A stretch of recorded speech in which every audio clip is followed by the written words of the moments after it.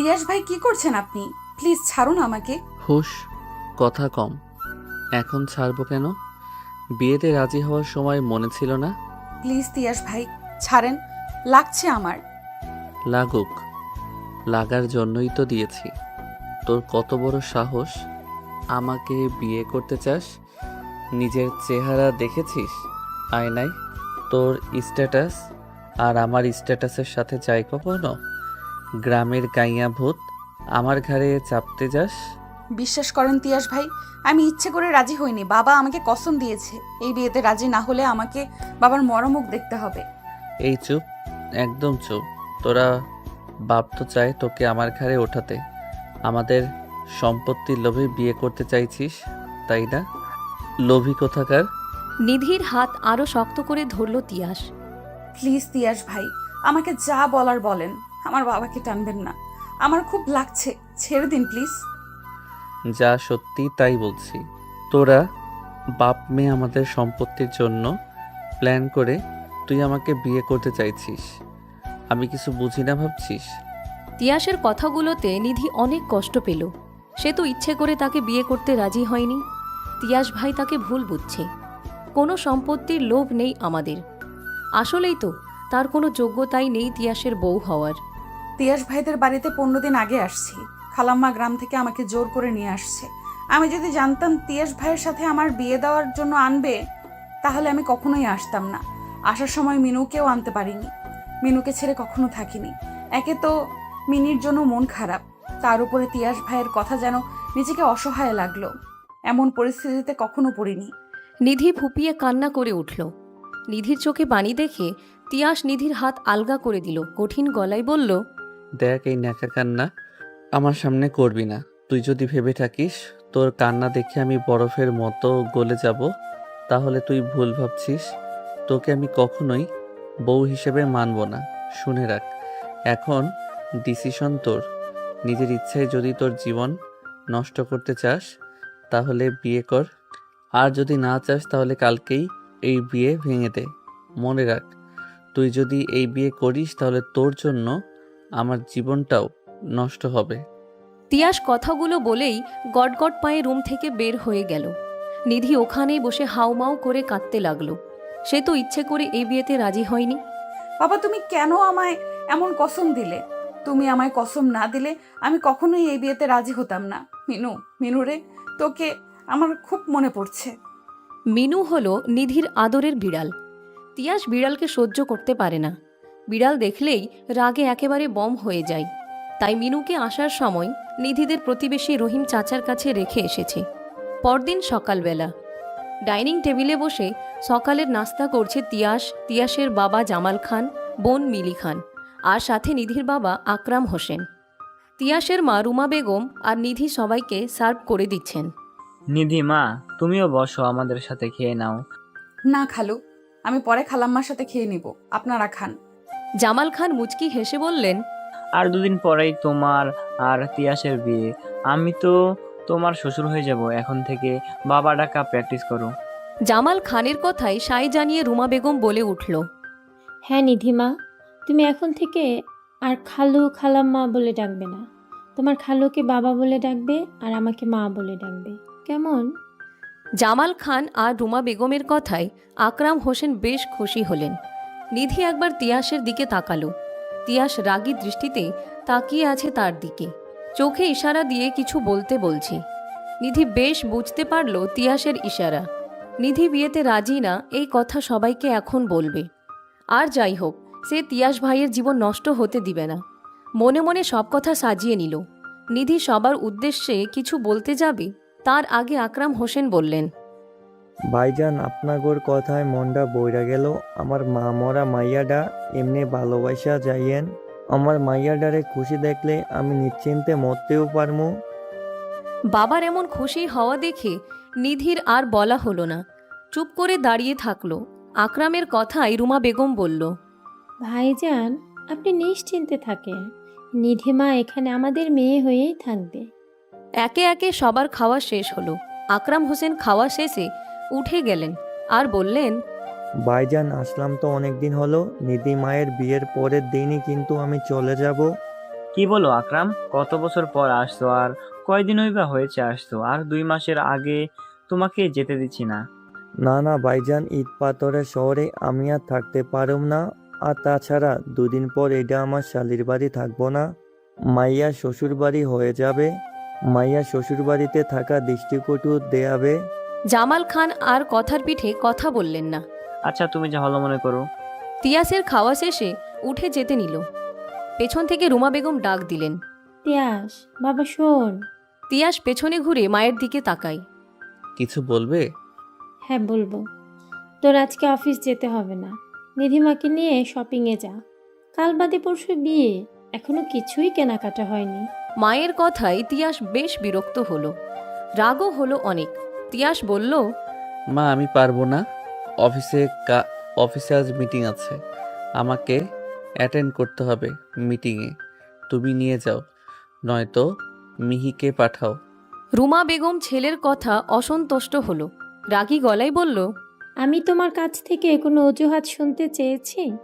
তোমাকে আদেশ করেছি। অফিসের কথা আপাতত তোমার ভাবতে হবে না, তোমার বাবা সামলে নেবে। তুমি তোমার বিয়ের প্রিপারেশন নাও। মায়ের এমন কড়া কথায় তিয়াস চুপ করে গেল। সে তার মা বাবাকে প্রচণ্ড ভয় পায়। পাশ থেকে নিধি বলে উঠল, খালাম্মা শপিংয়ে যেতে হবে না, আমি এই বিয়েতে রাজি না। প্লিজ এই বিয়েটা ভেঙে দাও, আমি এই বিয়ে করতে চাই না। নিধির কথায় তিয়াসের চোখ দুটো খুশিতে চকচক করে উঠল। তিয়াস মনে মনে ভাবল, যাক, অবশেষে এই গাইয়া মেয়ে বলেছে বিয়েতে রাজি না, এখন নিশ্চয়ই মা এই বিয়ে ভেঙে দিবে। কিন্তু তিয়াসের ভাবনাকে ভুল প্রমাণ করে রুমা বেগম বলে উঠলেন, এসব কথা বলতে হয় না নিধিমা, আমার কত দিনের স্বপ্ন তোকে এই বাড়ির বউ করে আনবো। তুই জন্ম নেওয়ার আগে থেকে আমাদের দুই বোনের ইচ্ছে তোকে আর তিয়াসকে বিয়ে দেব। তিয়াস যখন জন্ম নেয় তখন তোর মা বলেছিল, আপা তোর এই ছেলেকে কিন্তু আমি আমার মেয়ে জামাই বানাবো। তোর মা বেঁচে থাকলে হয়তো অনেক খুশি হতেন। আর যাই হোক, আমার মরা বোনের ইচ্ছে তো পূরণ করতে হবে। আর এখন তুই বলছিস রাজি না, তিয়াস নিজেও রাজি, তাহলে তোর সমস্যাটা কোথায়? রুমা বেগমের কথায় নিধি খুব কান্না পেল। মায়ের কথা বড্ড মনে পড়ছে। তবুও কান্না গিলে নিয়ে বলতে চাইল, তিয়াস ভাইও বিয়েতে রাজি না, কিন্তু তা আর বলতে পারল না। তার আগেই রুমা বেগম তাড়া দিয়ে বললেন, আমি আর কোনো কথা শুনতে চাই না, এক্ষুনি রেডি হয়ে তিয়াসের সাথে শপিংয়ে যাবে। কথাগুলো বলেই রুমা বেগম চলে গেলেন। তিয়াস নিজেও রাগে গজগজ করতে করতে চলে গেল। কিছু সময় পর নিধি আর তিয়াস বের হয়েছে শপিংয়ে যাওয়ার জন্য। তিয়াস ড্রাইভিং সিটে বসে, নিধি পেছনের সিটে বসতে গেলে তিয়াস নিধিকে ধমক দিয়ে বলে, এই গাইয়া মেয়ে, আমাকে কি তোর ড্রাইভার মনে হয় নাকি? সামনে এসে বস, যত যেখানে উটকো ঝামেলা সব আমার ঘাড়ে এসেই পড়ে। নিধি তিয়াসের কথায় আর কোনো জবাব দিল না, চুপচাপ এসে ফ্রন্ট সিটে বসল। তিয়াস গাড়ি স্টার্ট দিল। প্রায় মিনিট 40 পর একটা বড় শপিং মলের সামনে এসে গাড়ি থামল। কেউ কারো সাথে কথা বলল না। চারিদিকে উঁচু উঁচু বিল্ডিং, মানুষজন গিজগিজ করছে। কিছু কিছু বিল্ডিং মনে হচ্ছে আকাশ ছুঁয়ে গেছে। নিধি হাঁ করে চারিদিকে দেখতে লাগলো। সে তো গ্রামে বড় হয়েছে, কোনোদিন শহর এলাকায় আসেনি। নিধির এমন তাকানোয় তিয়াসের বেশ বিরক্ত হলো। নিধিকে ধমক দিয়ে বলল, এই ছোট লোক, এভাবে হাঁ করে কি দেখছিস? জীবনেও কি শপিং মল দেখিসনি? মানুষের সামনে কি আমার মান সম্মান খাবি নাকি? তিয়াসের কথায় নিধি অনেক কষ্ট পেল, কিন্তু তা প্রকাশ করল না। আস্তে করে বলল, আপনি আমাকে এইভাবে বলছেন কেন? আমি এত উঁচু বিল্ডিং কখনো দেখিনি, তাই দেখছিলাম। চুপ, একদম আমার মুখে মুখে তর্ক করবি না, চল আমার সাথে। কথাগুলো বলেই তিয়াস মলের ভেতরের দিকে হাঁটা ধরল। পেছন পেছন নিধিও গেল। তিয়াসের কথা মতো নিধি মাথা নিচে করে হাঁটছে। মাথা নিচে করে হাঁটার ফলে কতজনের সাথে যে ধাক্কা লেগেছে তার হিসাব নেই। নিধির উপরে তিয়াস এবার চরম বিরক্ত। তিয়াস রাগী গলায় বলল, এই মেয়ে, চোখ কি বাসায় রেখে আসছিস নাকি মানুষের সাথে ধাক্কা খেতে ভালো লাগছে তোর? নিধি কোনো উত্তর দিল না। তিয়াস আবারও ধমক দিয়ে বলল, একটা থাপ্পড়ে সবগুলো দাঁত ফেলে দিব। বল, মাথা নিচু করে হাঁটছিস কেন? এবারেও নিধি কোনো উত্তর দিল না, চুপ করে দাঁড়িয়ে রইল। তিয়াসের যেন ধৈর্যসীমা পার হয়ে যাচ্ছে। এবার কড়া করে একটা ধমক দিল। তিয়াসের এমন ধমকে নিধি আমতা আমতা করে বলে, আপনি কি করছিস? ঠিকভাবে কথা বল। আপনি তো বলেছেন মাথা নিচু করে হাঁটতে, তাই হাঁটছিলাম। আর একটু আগে তো বললেন আপনার মুখের উপরে যেন কথা না বলি, তাই তো চুপ করেছিলাম। একদমে কথাগুলো বলে নিধি।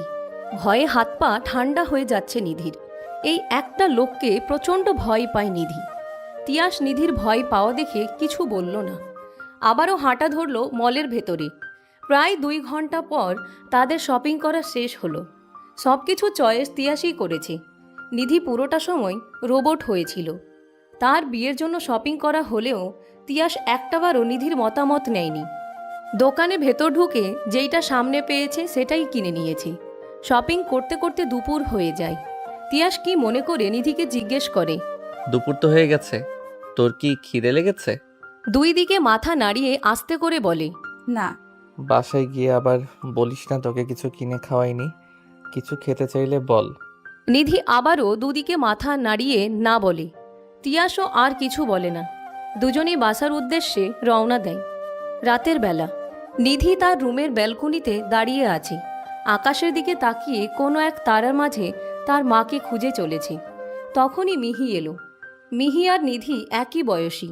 মিহি নিধিকে পেছন থেকে ডাক দিল, আপু, কি করছো এখানে তুমি? রাতের পর ব্যালকনিতে আসা ভাইয়া পছন্দ করে না। নিধি পেছনে ঘুরে দাঁড়ায়। মিহি দেখে নিধির চোখে জল। নিধির চোখের জল দেখে মিহি হতভম্ব হয়ে যায়। কি হয়েছে ভাবি, কাঁদছো কেন? বলো আমাকে। নিধি এবার জোরে কান্না করে দিল আর বলতে লাগলো, জানো, জন্মের সময় নাকি আমার মা মারা গেছে। কখনো মায়ের আদর পাইনি। মায়ের আদর কেমন হয়, আমার মা মারা যাওয়ায় নানির বাড়ির লোকেরা আমার উপর থেকে মুখ ফিরিয়ে নেয়। তাদের ধারণা আমার জন্য আমার মা নাকি মারা গেছে। আমি অপয়া একটা মেয়ে। দাদা বাড়ির সবাই আদর করত। বাবাকে আরেক বিয়ে করার জন্য জোর করলে বাবা আমার বাহানা দিয়ে রাজি হতো না। বাবার ধারণা সৎমা আসলে কখনো আমাকে ভালোবাসবে না। আমার কথা চিন্তা করে বাবা আর দ্বিতীয় বিয়ে করেননি। সেজন্য দাদাবাড়ির সবার চোখের কাটা হয়ে গেলাম আমি। তারপর বাবা আমাকে নিয়ে বাড়ি থেকে এক কাপড়ে বের হয়ে আসেন। বাবা মেয়ের ছোট সংসার হলো ওই গ্রামে। দাদাবাড়ির সবাইও আমার আর বাবার থেকে মুখ ফিরিয়ে নিল। বাবা কখনো মায়ের আদরের কমতি রাখেননি। তার সব সুখ বিসর্জন দিয়ে আমাকে সুখে রেখেছে। তার এই একটা আবদার, অনুরোধ আমি ফেলি কিভাবে? তার আবদার একটাই, আমি যেন তিয়াস ভাইকে বিয়ে করি। বাবার এই আবদারে আমি প্রথমে না করলেও বাবার মরা মুখ দেখার ভয়ে রাজি হয়ে যাই। কথাগুলো বলতে বলতে অঝরে কাঁদতে থাকে। মিহি কি বলে সান্ত্বনা দিবে ভেবে পাচ্ছে না। মিহির নিজেও খুব খারাপ লাগছে। মিহি ফোন কল আসে আর বলে, ভাবি তুমি কান্না করো না প্লিজ, আমার কল আসছে, আমি পিক করে আসতেছি। মিহি চলে গেল। নিধি অঝরে কাঁদতে থাকে। কিছু সময় পর রুমে তিয়াস আসে। পেছন থেকে তিয়াস বলে ওঠে, এই মেয়ে, এত রাতে বেলকনিতে কি? কান্না করার জায়গার অভাব পড়ছে নাকি? নিধি তাড়াতাড়ি করে চোখ মুছে তিয়াসের দিকে তাকালো। আমতা আমতা করে বলল, কই কান্না করছি? আর এত রাতে আপনি আমার রুমে কেন? নিধির কথা তিয়াসের একটুও ভালো লাগলো না। নিধির গলা চেপে ধরে রাগে দাঁতে দাঁত চেপে বলে, আমার সামনে একদম নাটক করবি না। তোদের মতো লোভী মেয়েদের আমার চেনা আছে। তুই জানিস আমি এখন অফিস থেকে ফিরবো। ইচ্ছে করে রুমের লাইট অন করে রেখেছিস যেন আমি রুমে আসি। তোর মতলব আমি বুঝি না ভেবেছিস? আচমকা এমন আক্রমণে নিধি অনেকটা ভয় পেয়ে যায়। তিয়াসের হাত নিজের গলা থেকে সরানোর চেষ্টা করে ছটপট করতে থাকে। তার নিঃশ্বাস আটকে আসে। ব্যথায় চোখ দিয়ে পানি ঝরতে থাকে। নিধির ছটপট করা দেখে তিয়াস ছেড়ে দেয়।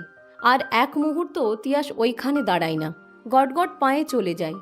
নিধি ওইখানে বসে ব্যথায় ফুপিয়ে কান্না করতে থাকে। আল্লাহ, তুমি আমায় কোথায় এনে ফেললে? 2 দিন পর।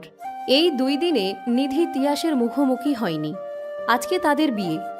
বাড়িতে বেশ সাদামাটা আয়োজন চলছে নিধি আর তিয়াসের বিয়ে উপলক্ষে। তিয়াসদের কিছু কাছের আত্মীয় স্বজনও আসছে।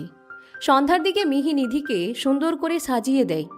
তিয়াস বাসায় পরা টি শার্ট আর ট্রাউজার পরে থাকলো। রুমা বেগম আর মিহি হাজার জোর করেও তাকে বিয়ের জন্য কেনা শেরওয়ানি পরাতে পারল না। অবশেষে জামাল খান এসে রাগী কণ্ঠে বলল, কি শুরু করেছো তিয়াস? তোমার বিয়ের জন্য এখনো তৈরি হওনি কেন? একটু পরেই বিয়ে পড়ানো শুরু হবে। আমি এই কাপড়ে ঠিক আছি বাবা। কখনো কাউকে দেখেছো টি শার্ট আর ট্রাউজার পরে বিয়ে করতে? চুপচাপ গিয়ে শিরোনি পরে এসো। কিন্তু বাবা, চুপ, আমি তোমার কাছ থেকে একটা কথাও শুনতে চাই না। চুপচাপ গিয়ে শিরোনি পরে এসো, নইলে আমার চেয়ে খারাপ কেউ হবে না। তিয়াস চুপচাপ তার বাবার সামনে থেকে নিজের রুমে চলে এলো। এই একমাত্র বাবাকে সে জমের মতো ভয় পায়। এই জন্যই তো বাবার কথায় এই গায়া খ্যাত মেয়েকে বিয়ে করতে হচ্ছে। যদিও নিধি অনেক সুন্দর, তবুও তিয়াস কিছুতেই নিধিকে মানতে পারছে না। নিধি গ্রামের মেয়ে, পড়াশোনা না জানা আনস্মার্ট মেয়ে। তিয়াসের সাথে তার কিছুতেই যায় না। তিয়াসের সব কিছু অসহ্য লাগছে। রাগ বিরক্তি সব তিয়াসকে জেঁকে ধরেছে। মন চাচ্ছে সব কিছু শেষ করে দিই। অনেক দেনামোনা করে তিয়াস বিয়ের জন্য কেনা শেরওয়ানি পরে বাহিরে বের হলো। বিয়ে পড়ানোর সময় নিধিকে তিয়াসের সামনাসামনি বসানো হলো। তিয়াস এক দৃষ্টিতে তাকিয়ে থাকলো নিধির দিকে। মুখ থেকে আপনা আপনি বের হলো, মাশাল্লাহ, এ তো দেখি একেবারে পড়ি। পাশেই মিহি দাঁড়ানো ছিল। তিয়াসকে খোঁচা মেরে বলল, ভাইয়া, ভাবিকে খুব সুন্দর লাগছে তাই না? আমরাও জানি সামান্য এইটুকু সাজে ভাবিকে পরীর মতো লাগছে। মিহির কথায় তিয়াস তাড়াতাড়ি করে নিধির থেকে চোখ ফিরিয়ে নেয়। মিহিকে একটা ধমক দিয়ে বলে, একটা থাপ্পড় খাবি বাজে কথা বললে। যা আমার সামনে থেকে। মিহি মনে মনে বেশ খুশি হলো তার ভাইকে রাগাতে। তিয়াসের কথার পিঠে আর কথা বলল না, নইলে দেখা যাবে বাড়ি ভর্তি মানুষের সামনে আমাকে সত্যি সত্যি থাপ্পড় মারবে। নিধি গুটিসুটি মেরে সোফার এক কোণায় বসে আছে। তার বেশ অস্বস্তি হচ্ছে। এত মানুষের সামনে বউ হয়ে বসে আছে, কাচুমাচু করছে। নিধি মনে মনে বলে, মাহিটাও যে কোথায় গেছে, আমার যে খুব অস্বস্তি লাগছে একা এভাবে বসে থাকতে। ভাবনার মাঝেই মিহি এসে নিধির পাশে বসলো। কি গো ভাবি, তোমার বিয়ের ফিলিংস কেমন হচ্ছে বলো তো? আশেপাশে অনেক মানুষ আছে। নিধি আস্তে করে বলল, একটুও ভালো লাগছে না, আমার খুব অস্বস্তি হচ্ছে, ভয় লাগছে। আরে ভয় কিসের? আমার ভাইয়া তো তোমাকে দেখেই টাসকি খেয়েছে। তিয়াসের কথা শুনতেই নিধির ভয়টা আরও বেড়ে গেল। মনে মনে বলল, তোমার ভাই আমাকে দু চোখে দেখতে পারে না, সে আবার আমায় দেখে টাসকি খাবে? নিধির মাথা থেকেই তিয়াসের কথাটা বের হয়ে গেছিল। নিধি মাথা তুলে তাকালো। সামনে তাকাতেই চোখটা স্থির হয়ে গেল। ভয় আর অস্বস্তির জন্য টেরি পায়নি যে তাকে তিয়াসের সামনাসামনি বসানো হয়েছে। তিয়াস মুখ গোমরা করে মাথা নিচু করে বসে আছে। মুখে রাগ বিরক্তি স্পষ্ট, কিন্তু সেটা ঢাকার বৃথা চেষ্টা করে যাচ্ছে। নিধি আর কিছু বলল না। একটু পরেই তাদের তিন কবুল বলে বিয়ে হয়ে গেল। খাওয়া দাওয়া পর্ব শেষ করে সব মেহমানরা চলে গেলেন। নিধির বাবাও যাওয়ার প্রস্তুতি নিলেন। আকরাম হোসেন মেয়ের সামনে এসে বললেন, মা আমি যাচ্ছি, আবার আসবো তোমাকে দেখতে, সবার সাথে মানিয়ে নিও। নিধি কান্না করতে করতে বলল, বাবা তুমি থেকে যাও না, আমাকে তোমার সাথে করে নিয়ে যাও, আমি তোমাকে ছেড়ে থাকতে পারবো না। আকরাম হোসেন মেয়ের মাথায় হাত বুলিয়ে দিয়ে বললেন, এমন বলে না মা, আমি কিছুদিন পর পর এসে তোমাকে দেখে যাব, এখন আসি। বাবা মিনুকে দেখে রেখো, আমার মিনু বোধহয় আমাকে না পেয়ে অনেক কষ্ট পাচ্ছে, রাগও করেছে হয়তো আমার উপরে। আচ্ছা মা, আমি মিনুকে যত্নে রাখবো। নিধির গ্রাম থেকে তাদের কিছু প্রতিবেশীদের দাওয়াত দিয়েছিল। তারা এসেছিল, যারা বিপদে আপদে নিধিদের পাশে ছিল। তাদের সঙ্গে করে আকরাম হোসেন চলে গেলেন। রাত 2টা। বাসর ঘরে নিধি গুটিসুটি মেরে বসে আছে। গত 1 ঘন্টা যাবৎ চুপ করে বসে আছে। বাসর রাত মানেই স্বপ্ন, ভালোবাসা আর নতুন জীবনের উত্তেজনা। সব মেয়েদেরই এমন স্বপ্ন আশা থাকে, কিন্তু নিধির মনে কোনো আশা নেই, কোনো স্বপ্ন নেই। তার আছে শুধু ভয়, কি হতে চলেছে তার জীবনে। তিয়াস ভাই যে তাকে কোনোদিনও মেনে নিবে না। দরজা খোলার আওয়াজে নিধির ধ্যান ভাঙে। তিয়াস রুমে এসেছে। তিয়াস রুমে এসে খাটের ওপরে নিধিকে দেখেই মেজাজ বিগড়ে গেল। নিধির সামনে গিয়ে চিৎকার করে বলল, তোর কত বড় সাহস আমার রুমে আসার? এসেছিস তো এসেছিস, আবার সংসেজে বসে আছিস কেন? এমন চিৎকারে নিধি অনেকটা ভয় পেল। নিজেকে আরও গুটিয়ে নিল, আমতা আমতা করে বলল, আমাকে খালাম্মা পাঠিয়েছে, আমি আসতে চাইনি। শোন, তুই যদি মনে করিস তোকে বউ হিসেবে মেনে নিব, তাহলে তুই ভুল ভাবছিস। তোর মতো গাইয়া, আনস্মার্ট খ্যাত অশিক্ষিতকে আমি কখনোই মেনে নিব না। তুই থাক তোর মতো, আমি চলে যাচ্ছি। কোথায় যাচ্ছেন? প্লিজ যাবেন না। দরকার হলে আমি চলে যাচ্ছি। একদম আমার সামনে ন্যাকামি করবি না, তোকে দেখলে আমার গা জ্বলে যাচ্ছে। আমাকে মানতে হবে না বউ। আমাকে আপনার বাড়িতে থাকতে দেন। আমার বাবা জানতে পারলে খুব কষ্ট পাবে। আমার সামনে এত ভালো সাজার চেষ্টা করবি না বলে দিলাম। যা, চুপচাপ গিয়ে নিচে শুয়ে পড়। একদম আমার কাছে আসার চেষ্টা করবি না। নিধি আর কোনো কথা বলল না, চুপচাপ নিচে গিয়ে শুয়ে পড়ল। তিয়াস ওয়াশরুমে গেল, লম্বা শাওয়ার নিয়ে বের হলো। ততক্ষণে নিধি ঘুমিয়ে পড়েছে। তিয়াস বেলকুনিতে চলে গেল, হাতে সিগারেট ধরালো। মনের ভেতরের রাগ সব যেন সিগারেটের ধোঁয়ার সাথে উড়িয়ে দিতে চাইছে। রাগে তার সারা শরীর রিরি করছে।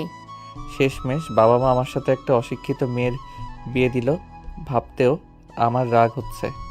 পরদিন সকালবেলা নিধি ঘুম থেকে উঠে বিছানায় তিয়াসকে দেখতে পেল না। নিধি ভাবল হয়তো বাহিরে হাঁটতে গেছে। নিধি ফ্রেশ হয়ে কিচেনে চলে যায়। কাল রাতেই সব গেস্টরা চলে গেছে। বাসায় আছে তার পরিবারের কয়েকজন।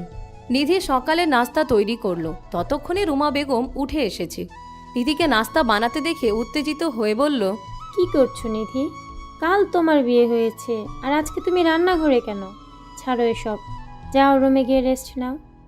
না গো খালাম্মা, আমি যাব না। আমার রান্না করতে ভালো লাগে। তাছাড়া আমি তো বাড়িতে সব সময় সকালে উঠে নাস্তা বানাতাম। ওটা তোমার বাবার বাড়ি ছিল, কিন্তু এটা তোমার শ্বশুর বাড়ি। তার উপরে কাল তোমাদের বিয়ে হয়েছে। যাও রুমে যাও। হ্যাঁ, সেটাই তো।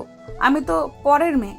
আমাকে সেটা মনে করিয়ে দিলে আমি শুধুমাত্র এই বাড়ির বউ। আমি এইভাবে বলতে চাইনি মা। তোমার কালকে বিয়ে হয়েছে। আজকে যদি রান্না করো তাহলে মানুষ আমাকে দজ্জাল শাশুড়ি বলবে। বলবে আমি নতুন বৌমাকে দিয়ে কাজ করাই। নিধি অবশেষে তার শাশুড়ির কাছে হার মানল। কিচেন থেকে বেরিয়ে রুমে যাওয়ার উদ্দেশ্যে পা বাড়ালো। ঘুম থেকে উঠে তো আমি ওনাকে রুমে পাইনি। মনে হয় হাঁটতে গেছে বাহিরে। ও আচ্ছা, ঠিক আছে, তুমি গিয়ে রেস্ট করো। তিয়াস বাড়িতে ফিরলে ওকে কফি বানিয়ে দিও। নিধি আচ্ছা বলে চলে গেল রুমে। রাতে যেগুলো গিফট পেয়েছে ওগুলো গুছিয়ে রাখছিল। নিধির চোখ পড়ে টেবিলের ওপরে একটা লাল রঙের কাগজ। কাগজটার উপরে কলম রাখা। নিধি টেবিলের কাছে গেল, কাগজটায় কি লেখা আছে পড়তে লাগলো। কাগজটায় যা লেখা আছে তা পড়ে নিধি স্তব্ধ হয়ে গেল। তার সারা শরীর কাঁপছে, কথা বলার শক্তি পাচ্ছে না। কথাগুলো যেন গলায় কাটার মতো বিচ্ছে। ঠাই দাঁড়িয়ে রইল ওইখানে। তখন মিহি রুমে আসলো। ভাবি, তোমাকে খেতে ডাকছে, আসো। নিধির কোনো আওয়াজ পেল না। কি হলো ভাবি, ওইদিকে ঘুরে কি করছো? আসো, তোমাকে খেতে ডাকছে তো। এবারও নিধির কোনো সাড়া শব্দ পাওয়া গেল না। মিহি এবার নিধির কাছে গেল। পেছন থেকে নিধির ঘাড়ে হাত রাখতেই নিধি জ্ঞান হারিয়ে নিচে পড়ে যায়। এমন ঘটনায় মিহি হতভম্ব হয়ে যায়। চিৎকার করে তার মা বাবাকে ডাকে। রুমা বেগম আর জামাল খান হুড়মুড় করে রুমে ছুটে আসে। নিধির কি হয়েছে জিজ্ঞেস করলে বলে, আমি জানি না মা, আমি ভাবিকে ডাকতে আসলাম, ভাবির কাঁধে হাত রাখতেই জ্ঞান হারালো। নিধির হাতে একটা কাগজ দেখে রুমা বেগম মিহির উদ্দেশ্যে বলল, মিহি, দেখ তো নিধির হাতে কিসের কাগজ, কি লেখা আছে ওই কাগজে। মিহি মায়ের কথা মতো নিধির হাতের কাগজটা হাতে নেয়। যা লেখা আছে তা পড়তে শুরু করে। প্রিয় বাবা মা, তোমাদেরকে আমি অনেক ভালোবাসি। আমার ভালোবাসার যে এই দাম দিবে তা আমি কখনো ভাবিনি।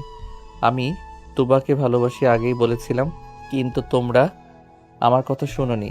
আমার সাথে শেষ পর্যন্ত একটা গাইয়া মেয়ের বিয়ে দিলে। কি আছে ওই মেয়ের? অশিক্ষিত গাইয়া, আনস্মার্ট খ্যাত। ওই মেয়ের সাথে আমার কোনো দিনও যায় না। আমি চলে যাচ্ছি, অনেক দূরে যাচ্ছি। তোমরা থেকেও তোমাদের আদরের গাইয়া ভূতকে নিয়ে। আমার পক্ষে সম্ভব না ওই অশিক্ষিত মেয়ের সাথে সংসার করা। আমাকে খুঁজে বের করার চেষ্টা করো না।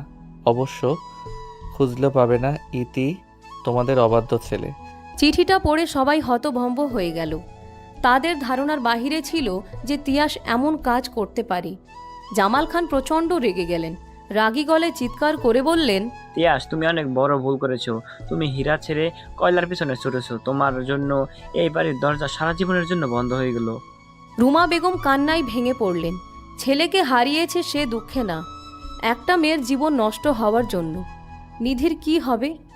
তাদের একটা ভুল সিদ্ধান্তে নিধির জীবনটা এভাবে নষ্ট হয়ে গেল। নিধি বেলকনিতে দাঁড়িয়ে আছে, আকাশের দিকে তাকিয়ে আছে। তার মনে হাজারো অভিযোগ, কিন্তু তার অভিযোগ শোনার মতো কেউ নেই। তিয়াস বাড়ি ছেড়ে চলে গেছে আজ 2 দিন হলো। এই 2 দিনে নিধির জীবনটা উলট পালট হয়ে গেছে। তার নিজেকে খুব অপরাধী লাগছে। তার জন্যই আজ তিয়াস ভাই বাড়ি ছাড়া হলো। এই বাড়িতে থাকতে তার দম বন্ধ হয়ে আসছে। সে যে এই কদিনে তিয়াসকে ভালোবেসে ফেলেছে, তার যে মনের এক কোণে তিয়াস নামক মানুষটা বাসা বেঁধেছে। নিধির ধ্যান ভাঙে মিহির ডাকে। কি করছো ভাবি? নিধি পেছনে ঘুরে তাকালো না, যেভাবে ছিল সেভাবে থেকে বলল, কিছু না মিহি, কিছু বলবে? তোমার কি মন খারাপ? যার মন নেই তার আবার মন খারাপ হয় কিভাবে মিহি? মিহির বুঝতে বাকি রইল না যে নিধির মন খারাপ। এই 2 দিনে নিধি খাওয়া দাওয়া ছেড়ে দিয়েছে, কারো সাথে কথা বলে না, সব সময় কান্না করে। মিহি নিধির সামনে একটা বিড়াল রেখে বলে, দেখো তো তোমার মন ভালো হয় কি না। নিধি তাকালো না, বিরক্ত স্বরে বলল, প্লিজ মিহি, বিরক্ত করো না, ভালো লাগছে না, আমাকে একা থাকতে দাও প্লিজ। আরে একবার তাকাবে তো, তারপর না হয় বলো। নিধি বিরক্তি নিয়ে পেছনে ঘুরে তাকালো। সামনে মিনুকে দেখে খুশিতে চোখ দুটো চকচক করে উঠল। মিনুকে কোলে নিয়ে অসংখ্য চুমু দিতে লাগলো। নিধির খুশি দেখে মিহিও অনেকটা স্বস্তি পেল। যেভাবেই হোক ভাবিকে হাসি খুশি রাখতে হবে। এভাবে নিজেকে ঘরবন্দি রাখলে ভাবি অসুস্থ হয়ে পড়বে। নিধি কিছু সময় পর ভ্রু কুঁচকে বলল, বাবা এসেছে মিহি? না, তাহলে মিনুকে আনলো কে? বাবা গেছিল তোমার কলেজ থেকে টিসি আনতে। আসার সময় তোমাদের বাড়িতে গেছিল। মিনুকে দেখে নিয়ে এসেছে যাতে তোমার মন ভালো হয়। তোমাকে আমার কলেজে ভর্তি করানো হয়েছে। কাল থেকে আমার সাথে কলেজে যাবে। কলেজে গেলে তুমি নিজেকে হাসি খুশি রাখতে পারবে। নিধি মিহির কথাগুলো শুনল। এদেরকে যত দেখছে তত অবাক হচ্ছে। তার জন্যে তাদের ছেলে আজ বাড়ি ছাড়া, আর তারা তাকে সারা জীবনের জন্য তাদের কাছে রাখার প্ল্যান করছে। নিধিকে কিছু ভাবতে দেখে মিহি বলল, কি ভাবছো ভাবি? চলো, রাতের খাবার খাবে। তুমি যাও, আমি আসছি। মিহি আচ্ছা বলে ওখান থেকে চলে গেল। নিধি মিনু কেমন মন ভরে আদর করে। মিনুকে বলে, মিনু, তোর কি আমার কথা খুব মনে পড়েছে? আমার উপরে রাগ করেছিস? সরি, আর তোকে দূরে দূরে রাখবো না। মিনু ও কি বোঝে, ও শুধু মিয়াও মিয়াও করতে থাকে। মিনুকে নিয়ে নিধি রাতের খাবার খেতে গেল। খাবার টেবিলে বসে আছে জামাল খান, মিহি আর রুমা বেগম। কাজের মেয়ে শিলা সব কিছু নিয়ে আসছে। নিধিকে আসতে দেখে জামাল খান বললেন, নিধি মা, মিনুকে পেয়ে খুশি তো? নিধি একটা মুচকি হাসি দিয়ে বলল, জি খালু, আমি খুব খুশি হয়েছি। নিধি এসে রুমা বেগমের পাশে এসে বসল। রুমা বেগম বললেন, নিধিমা, আমাদের তুই মাফ করে দিস। আমাদের জন্য তোর জীবনটা নষ্ট হয়ে গেল। আরে খালাম্মা, কি বলছেন আপনি? আপনাদের জন্য কেন আমার জীবন নষ্ট হতে যাবে? এটা হওয়ার কথা ছিল, তাই হয়েছে। আমার ভাগ্য এটা লেখা ছিল। সত্যি আমাদেরকে ভুল বুঝিসনি তাহলে? তুমি পাগল হয়ে গেছো খালাম্মা, আমি কেন ভুল বুঝতে যাব? উল্টো আমার তো নিজেকেই অপরাধী লাগছে। আমার জন্য তোমার ছেলে বাড়ি ছাড়া হয়েছে। নিধির কথা শুনে জামাল খান বললেন, এটা তোমার ভুল ধারণা মা। তোমার জন্য কেন সে বাড়ি ছাড়া? সে নিজের ইচ্ছেতে বাড়ি ছেড়েছে। এতে তোমার নিজে দোষ দেওয়া একদম ঠিক নয়। হ্যাঁ ঠিকই, আমি তিয়াসকে মানুষের মতো মানুষ বানাতে পারিনি। মা হিসেবে আমি ব্যর্থ। নিধিমা, আজকে থেকে তুই এই বাড়ির মেয়ে। কাল থেকে কলেজে যাবি। তোমাকে মানুষের মতো মানুষ হতে হবে। ঠিক কিছুক্ষণ চুপ করে থাকলো, তারপর বলল, মা, আমি অনেক পড়াশোনা করব, তোমাদের মুখ উজ্জ্বল করব। নিধির মুখে মা ডাক শুনে উপস্থিত সবাই অবাক হলেন। রুমা বেগম খুব খুশি হলেন। উঠে এসে নিধিকে জড়িয়ে ধরে বললেন, কি বললি? আরেকবার ডাক তো মা বলে। নিধি এবার কান্না করে দিল। রুমা বেগমের গায়ে যেন আজকে মা মা গন্ধ পাচ্ছে। জন্মের পর হয়তো এই প্রথম কাউকে মা বলে ডাকলো নিধি। রুমা বেগমের বুকে মুখ লুকিয়ে কান্না করতে লাগলো আর বলল, মা, তুমি আমার মা। পাশ থেকে জামাল খান এসে বললেন, আর আমাকে কি বলে ডাকবে নিধিমা? নিধি জামাল খানের দিকে তাকালেন। জামাল খান হাত বাড়িয়ে দিলেন। নিধি জামাল খানের কাছে গিয়ে হাসতে হাসতে বলল, বাবা। পাশ থেকে মিহি এসেও জড়িয়ে ধরল। জামাল খান এক পাশে নিধি, আরেক পাশে মিহিকে আগলে নিয়ে বললেন, আজ থেকে আমার 2 মেয়ে, মিহি খান আর নিধি খান। শুরু হলো তাদের নতুন জীবনের সূচনা। 6 মাস পর এই 6 মাসে নিধির অনেক পরিবর্তন হয়েছে। আগের মতো আর আনস্মার্ট মেয়ে নেই, সে এখন স্মার্ট হয়েছে, আগের তুলনায় সুন্দর হয়েছে। কলেজে নিধির প্রায় অনেক ছেলেদের ক্রাশ। নিধি যদিও কাউকে পাত্তা দেয় না, তার মনে তো এখনও সেই তিয়াস ভাইয়ের বসবাস। নিধি আর মিহি কলেজ যাচ্ছে, সামনেই তাদের অনার্সের ফার্স্ট ইয়ারের এক্সাম। আজকে তারা বাসার গাড়ি নেয়নি, দুজনে রিক্সা করে যাচ্ছে। প্রায় 30 মিনিট পর তারা দুজন কলেজে এসে পৌঁছালো। মিহি আর নিধি সেম ইয়ারে, তাই তারা সবসময় একসাথেই থাকে। তাদের আরও 3 জন বন্ধু আছে, নিলয়, সায়র আর অনি। তারা 5 জন খুব ভালো বন্ধু। নিধি আর মিহি কলেজে ঢোকার পর অনিকে দেখতে পেল, জোরে চিৎকার করে অনিকে ডাকলো। এই অনি, ওখানে কি করিস? এদিকে আয়। হ্যাঁ আসছি দাঁড়া। অনি ছুটে আসলো নিধি আর মিহির কাছে। নিধি অনিকে জিজ্ঞেস করলো, সায়র আর নিলয় কই? ওদের সাথে একটু আগেই কথা বলেছি ফোনে, ওরা আসছে। ওদের তো আরো আগে আসার কথা ছিল, এখনো আসলো না কেন? ওই শয়তান দুটোর কথা বাদ দে তো, চল ক্লাসে যাই। পেছন থেকে নিলয় বলে উঠল, এই মিহি, তুই আমাদের শয়তান বললি কেন? তোর কোন পাকা ধানে মই দিয়েছি? দেখ, শয়তানের নাম নিতে না নিতেই হাজির। মিহির কথায় নিধি আর অনি খিলখিল করে হেসে দিল। সায়র অতটা না চেতলেও নিলয় বেশ চেতে গেল। রাগী গলায় বলল, মিহি আমাদের অপমান করছে আর তোরা দাঁত বের করে হাসতেছিস? তোদের লজ্জা করে না? ওরা কি বলবে? যা সত্যি আমি তো তাই বলেছি। নিলয় মিহির উপরে প্রচুর রেগে গেল। মিহির দিকে এগিয়ে এসে রাগী কণ্ঠে বলল, তোকে তো আমি... নিলয় পুরো কথা শেষ করতে পারল না, তার আগেই অনি নিলয়ের বাহুতে হালকা চাপড় মেরে বলল, আজকে নিধির বার্থডে বলে ছেড়ে দিলাম, তবে শয়তান। মিহি মুখ ভেঙচি কেটে বলল, দেখবনি তুই কেমন শয়তানি করতে পারিস। তারা সবাই মিলে কলেজ ক্যান্টিনে গেল, হালকাভাবে নিধির বার্থডে সেলিব্রেশন করলো। সায়র নিধির কাছে আসলো, নিধির দিকে একটা গিফট বক্স এগিয়ে দিয়ে বলল, এটা আমার তরফ থেকে তোর বার্থডে গিফট। এখন খুলবি না, বাসায় গিয়ে একা একা খুলে দেখিস। কি এমন দিয়েছিস রে যে এখন দেখতে পারবো না? যখন খুলবি তখন তো দেখতেই পারবি। নিধিও আর কথা বাড়ালো না। একে একে অনি, নিলয়, মিহিও গিফট দিল। সবাই নিধিকে গিফট দিল।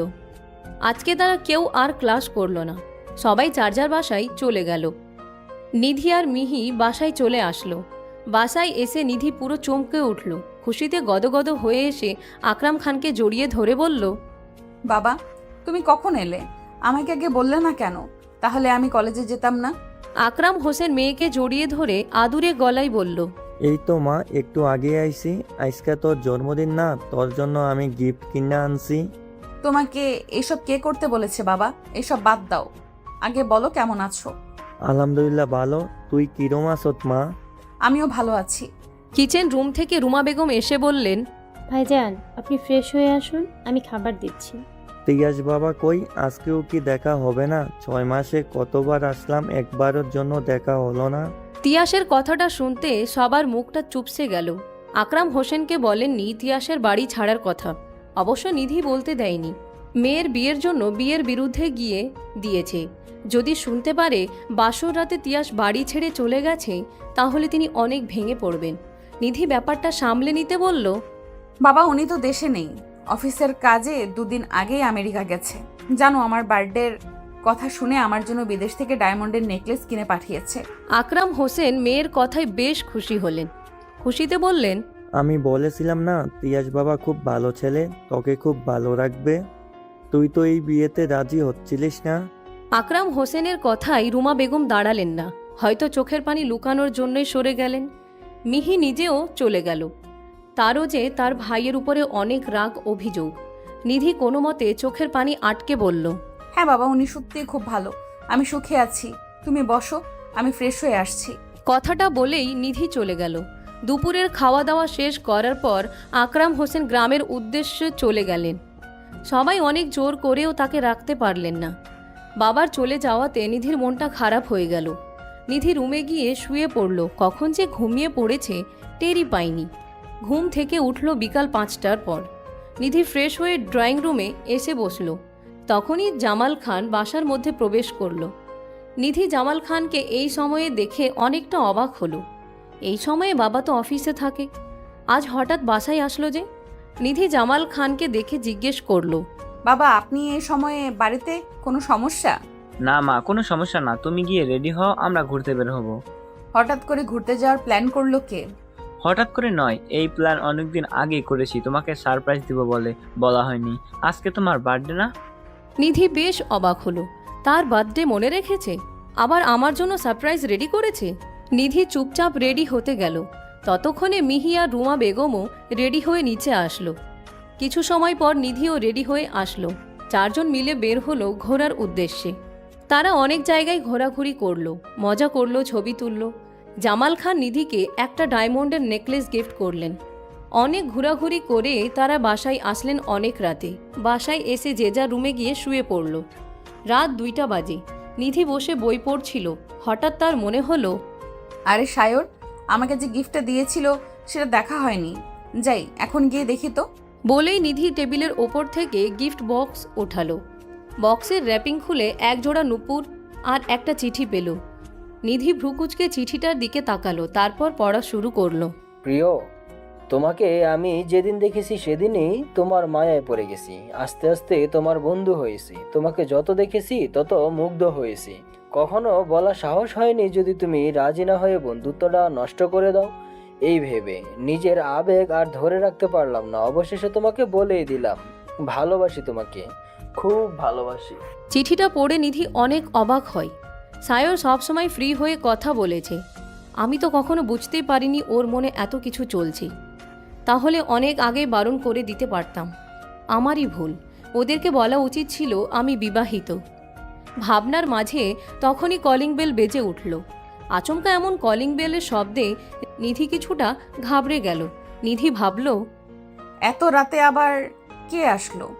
বাসার সবাই তো ঘুমাচ্ছে, আমার কি দরজা খোলা উচিত হবে? নিধি অনেক দোনামোনা করে ভয়ে ভয়ে দরজার কাছে গেল।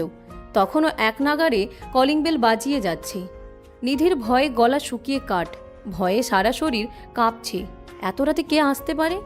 নিধি ভয়ে ভয়ে আস্তে আস্তে দরজা খুলল। দরজার সামনের মানুষটিকে দেখে নিধি ভয়ে আতকে উঠল। কি বিধ্বস্ত দেখাচ্ছে, মাথা থেকে রক্ত চুইয়ে চুইয়ে পড়ছে। শরীরে একটা প্যান্ট ছাড়া কিছু পরা নেই। সারা গায়ে মারের দাগ, চোখ মুখ অসম্ভব লাল হয়ে আছে। মুখে বড় বড় দাড়ি, চুলগুলো ঘাড় ছুঁয়ে গেছে। নিধির গলা দিয়ে যেন কোনো কথাই বের হচ্ছে না। স্তব্ধ হয়ে দাঁড়িয়ে রইল। সামনে থাকা মানুষটি নিধির দিকে এক দৃষ্টিতে তাকিয়ে আছে। নিধি কাঁপা কাঁপা স্বরে বলল, তিয়াস ভাই, আপনি ফিরে এসেছেন? তিয়াস নিধিকে ঠেলে ঘরে ঢুকলো। নিধি উত্তেজিত হয়ে গেল। তিয়াসের সামনে গিয়ে কাঁদতে কাঁদতে বলল, তিয়াস ভাই, আপনার এই অবস্থা হলো কিভাবে? কে মেরেছে এভাবে? তিয়াস কিছু বলতে পারল না। তার আগেই জ্ঞান হারিয়ে মাটিতে লুটিয়ে পড়ল। নিধি ভয়ে চিৎকার করে উঠল। নিধির চিৎকার শুনে জামাল খান, রুমা বেগম, মিহি সবাই হুড়মুড় করে ড্রয়িং রুমে আসে। উত্তেজিত হয়ে রুমা বেগম জিজ্ঞেস করেন, কি হয়েছে মা, এমন চিৎকার করলে কেন? ভয় পেয়েছ? ড্রয়িং রুমে ড্রিম লাইটে তিয়াসকে তেমন দেখা গেল না। মিহি ছুটে গিয়ে লাইট জ্বালিয়ে দিল। লাইট জ্বালানোর সাথে সাথে রুমা বেগম চিৎকার করে উঠলে মিহি নিজেও অনেকটা ভয় পেল। দীর্ঘ 6 মাস পর তিয়াসকে দেখছে তারা, তাও আবার এই অবস্থায়। মুখের দিকে তাকানো যাচ্ছে না, রক্তে ফ্লোর ভেসে যাচ্ছে। ছেলের এই অবস্থা দেখে জামাল খান কি করবে ভেবে পাচ্ছেন না। দিশেহারা হয়ে গেছেন। নিধি নিজেকে সামলিয়ে উঠে দাঁড়ালো। জামাল খানের কাছে গিয়ে কান্না করতে করতে বলল, বাবা, ও বাবা, ওনাকে তাড়াতাড়ি ধরুন, হাসপাতালে নিয়ে যেতে হবে তো, অনেক রক্ত পড়ছে। জামাল খান পাথর হয়ে গেছেন। ফ্লোরে বসে মিহি আর রুমা বেগম চিৎকার করে কান্না করছেন। নিধি জামাল খানকে হালকা ধাক্কা মেরে বলল, বাবা, শুনতে পারছেন আমার কথা? ওনাকে ধরুন, হসপিটালে নিতে হবে, নইলে মরে যাব তো। নিধির ধাক্কায় জামাল খানের হুঁশ ফিরে। তড়িঘড়ি করে তিয়াসকে ধরে গাড়িতে উঠাই, যত তাড়াতাড়ি সম্ভব হসপিটালে নিয়ে যাই। কিছু সময় পর তিয়াসকে অপারেশন থিয়েটারে নেওয়া হয়েছে। জামাল খানের কথায় বড় বড় ডক্টরকে কল করে আনা হয়েছে। নিধি, মিহি, রুমা বেগম অঝরে কান্না করছে। কি থেকে কি হয়ে গেল কেউই বুঝতে পারছে না। ওদের কান্না দেখে জামাল খান নিজেকে শক্ত রাখলেন। সেও যদি ভেঙে পড়ে তাহলে এদের সামলাবে কিভাবে? দীর্ঘ 3 ঘন্টা পর তিয়াসের অপারেশন শেষ হলো। অপারেশন থিয়েটার থেকে ডক্টরকে বের হতে দেখে জামাল খান এগিয়ে গেল। উত্তেজিত হয়ে বলল, ডক্টর, আমার ছেলের কি অবস্থা? ভালো আছে তো? এই মুহূর্তে কিছু বলতে পারছি না মিস্টার খান। ওনার মাথায় বেশ বড়সড় আঘাত পেয়েছেন। ওনার সারা শরীরে মারের দাগ। মনে হচ্ছে অনেকদিন ধরে ওনাকে কেউ অত্যাচার করেছে। 72 ঘন্টার মধ্যে জ্ঞান না ফিরলে উনি কোমায় চলে যাবে। কথাগুলো বলে ডক্টর চলে গেল। ডক্টরের কথা শুনে জামাল খান নিজে ভেঙে পড়লেন। তার মাথায় একটা কথা বারবার ঘুরপাক খাচ্ছে, তার ছেলেকে আটকে রেখেছিল কে, আর এত বাজেভাবে কে মারল। 2 দিন পর, এই 2 দিনে নিধি 1 মিনিটের জন্য তিয়াসের থেকে সরেনি। সারাক্ষণ তিয়াসের পাশে বসে থাকে। রুমা বেগম থাকতে চেয়েছিলেন, কিন্তু নিধি থাকতে দেয়নি। ছেলের টেনশনে অসুস্থ হয়ে পড়েছেন। হসপিটালে থাকলে আরও অসুস্থ হয়ে পড়বে, তাই নিধি, জামাল খান, মিহি কেউই থাকতে দেয়নি। রুমা বেগম নিয়ম করে প্রতিদিন 3 বার আসে, ছেলেকে দেখে আবার চলে যায়। মিহি প্রায় নিধির সাথে থাকে। জামাল খান প্রতিদিন অফিসে যাওয়ার পথে আর ফেরার পথে তিয়াসকে দেখে যায়। নিধি তিয়াসের মাথার কাছে বসে, তার মাথায় হাত বুলিয়ে দিচ্ছিল আর নীরবে চোখের জল ফেলছিল। নিধি ফুপিয়ে কান্না করে আর বলে, আপনি চোখ খুলুন প্লিজ। আমি আর আপনার সামনে আসবো না। এই গাইয়া মেয়েকে আপনার আর দেখতে হবে না। আমি অনেক দূরে চলে যাব। আপনি শুধু একবার চোখ মেলে তাকান। নিধির চোখের পানি তিয়াসের হাতের উপর পড়ছে। নিধি খেয়াল করলো তিয়াসের হাত নড়ছে, চোখ পিটপিট করছে। নিধি উত্তেজিত হয়ে চিৎকার করে মিহিকে ডাকে। মিহি, মিহি। মিহি বাহিরেই ছিল। নিধির এমন চিৎকার করে হুড়মুড় করে টেবিলে ঢুকে। আরে ভাবি, কি হয়েছে? এভাবে চিৎকার করছো কেন? ভাইয়ার প্রবলেম হবে তো। দেখো, তোমার ভাই হাত নড়ছে, চোখ নড়ছে। নিধির কথায় মিহি অবিশ্বাস্য কণ্ঠে বলল, সত্যি ভাবি? ততক্ষণে তিয়াস চোখ মেলে তাকায়। মিহি ছুটে যায় তিয়াসের কাছে, গিয়ে কান্নামাখা কণ্ঠে বলে, ভাইয়া, ভাইয়া তুমি ঠিক আছো? তুমি ভালো হয়ে যাবে, তোমার কিচ্ছু হতে দিব না। বোনের কথায় তিয়াসের চোখের কার্নিশ বেয়ে 1 ফোঁটা পানি গড়িয়ে পড়ল। অক্সিজেন মাস্ক খোলার চেষ্টা করলো, কিছু বলার চেষ্টা করছে। নিধি ছুটে গেল ডক্টরকে ডাকতে। ডক্টর এসে তিয়াসের চেক আপ করলো। ততক্ষণে খবর পেয়ে জামাল খান আর রুমা বেগমও চলে এসেছে। ডক্টর বলল, মিস্টার খান, এটা তো পুরো মিরাকেল ঘটে গেছে। আমাদের ধারণার বাইরে ছিল যে এত তাড়াতাড়ি রোগীর জ্ঞান ফিরবে। ওনার ভালো মতো যত্ন নিলে খুব তাড়াতাড়ি সুস্থ হয়ে যাবে। সবই নিধিমায়ের যত্নের ফল আর আল্লাহর ইচ্ছা। ডক্টর চলে গেলেন। রুমা বেগম তিয়াসের কাছে গেলেন, তিয়াসের মাথায় হাত বুলিয়ে দিয়ে বললেন, বাবা, তোর এই অবস্থা কেমন করে হলো? কে করেছে এসব? তিয়াস কোনো কথা বলল না, চুপ করে বসে রইল। তিয়াস ভয় পেল, ভয়ে কাঁপাকাঁপি করছে। রুমা বেগম আবারও জিজ্ঞেস করল, কি হলো বাবা? বল, যে করেছে তাকে আমরা পুলিশে দেব। তোর বাবা অলরেডি পুলিশকে ইনফর্ম করেছে। পুলিশ তোর জবাবদিহি নিবে। বল না, এসব কি করে হয়েছে? তিয়াস কোনো কথা বলল না। তার চোখ মুখ কেমন জানি করতে লাগলো। চোখ মুখে ভয়ের ছাপ স্পষ্ট। ছেলের এমন অবস্থা দেখে রুমা বেগম ঘাবড়ে গেলেন। ভয়ে তিয়াসের হাত পাও কাঁপতে লাগলো। রুমা বেগম জামাল খানের উদ্দেশ্যে বলল, দেখো না, পিয়াস কেমন জানি করছে, তাড়াতাড়ি ডক্টর ডাকো। জামাল খান ছুটে গেল ডাক্তার ডাকতে। ডক্টর এসে ঘুমের ইঞ্জেকশন দিয়ে তিয়াসকে ঘুম পাড়িয়ে শান্ত করলো আর বলে গেল, রোগীকে মানসিকভাবে কোনো প্রেশার দেবেন না। ওনার সাথে এই 6 মাসে অনেক খারাপ কিছু হয়েছে, যার ফলে অতীত মনে করতে ভয়ে এমন করেছে। রোগী যতদিন না সুস্থ হচ্ছে ততদিন অপেক্ষা করুন। ওনাকে শর্ট ফ্রেজ থেকে বের হতে সাহায্য করুন, নইলে অনেক বড় বিপদ হতে পারে। ডক্টরের কথা শুনে তারা সবাই অবাক হলো। তিয়াসের সাথে কি এমন হয়েছে? খারাপ কিছু কি করেছে? কে এমন নির্দয়ভাবে মেরেছে? কারো মাথায় ঢুকছে না। তিয়াসের জন্য সবার অনেক কষ্ট হলো।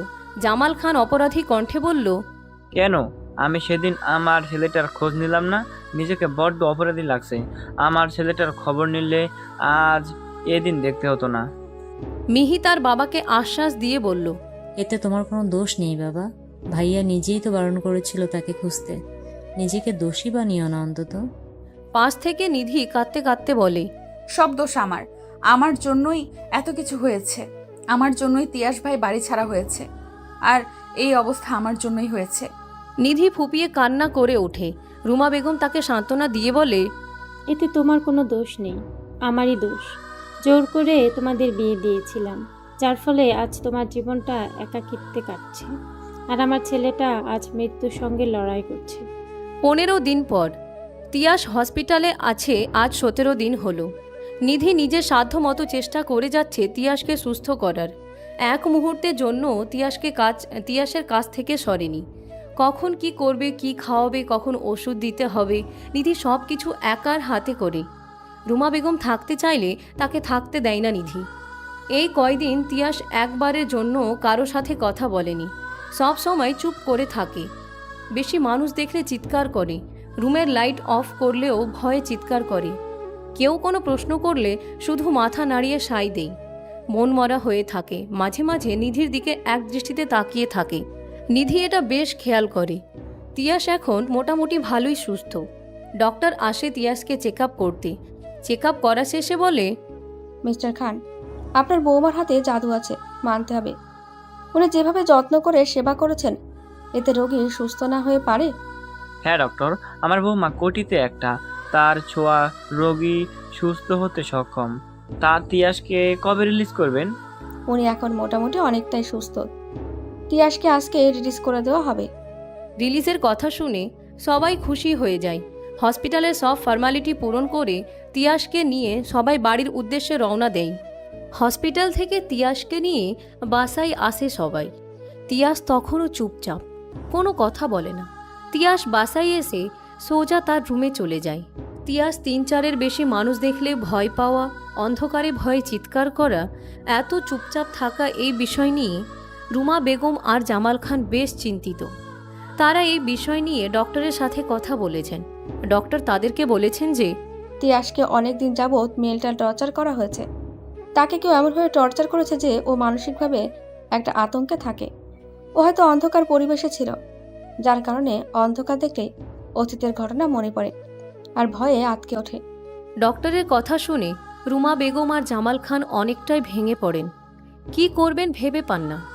যদিও ডক্টর তাদের আশ্বাস দিয়ে বলেছেন সময়ের সাথে সাথে ঠিক হয়ে যাবে।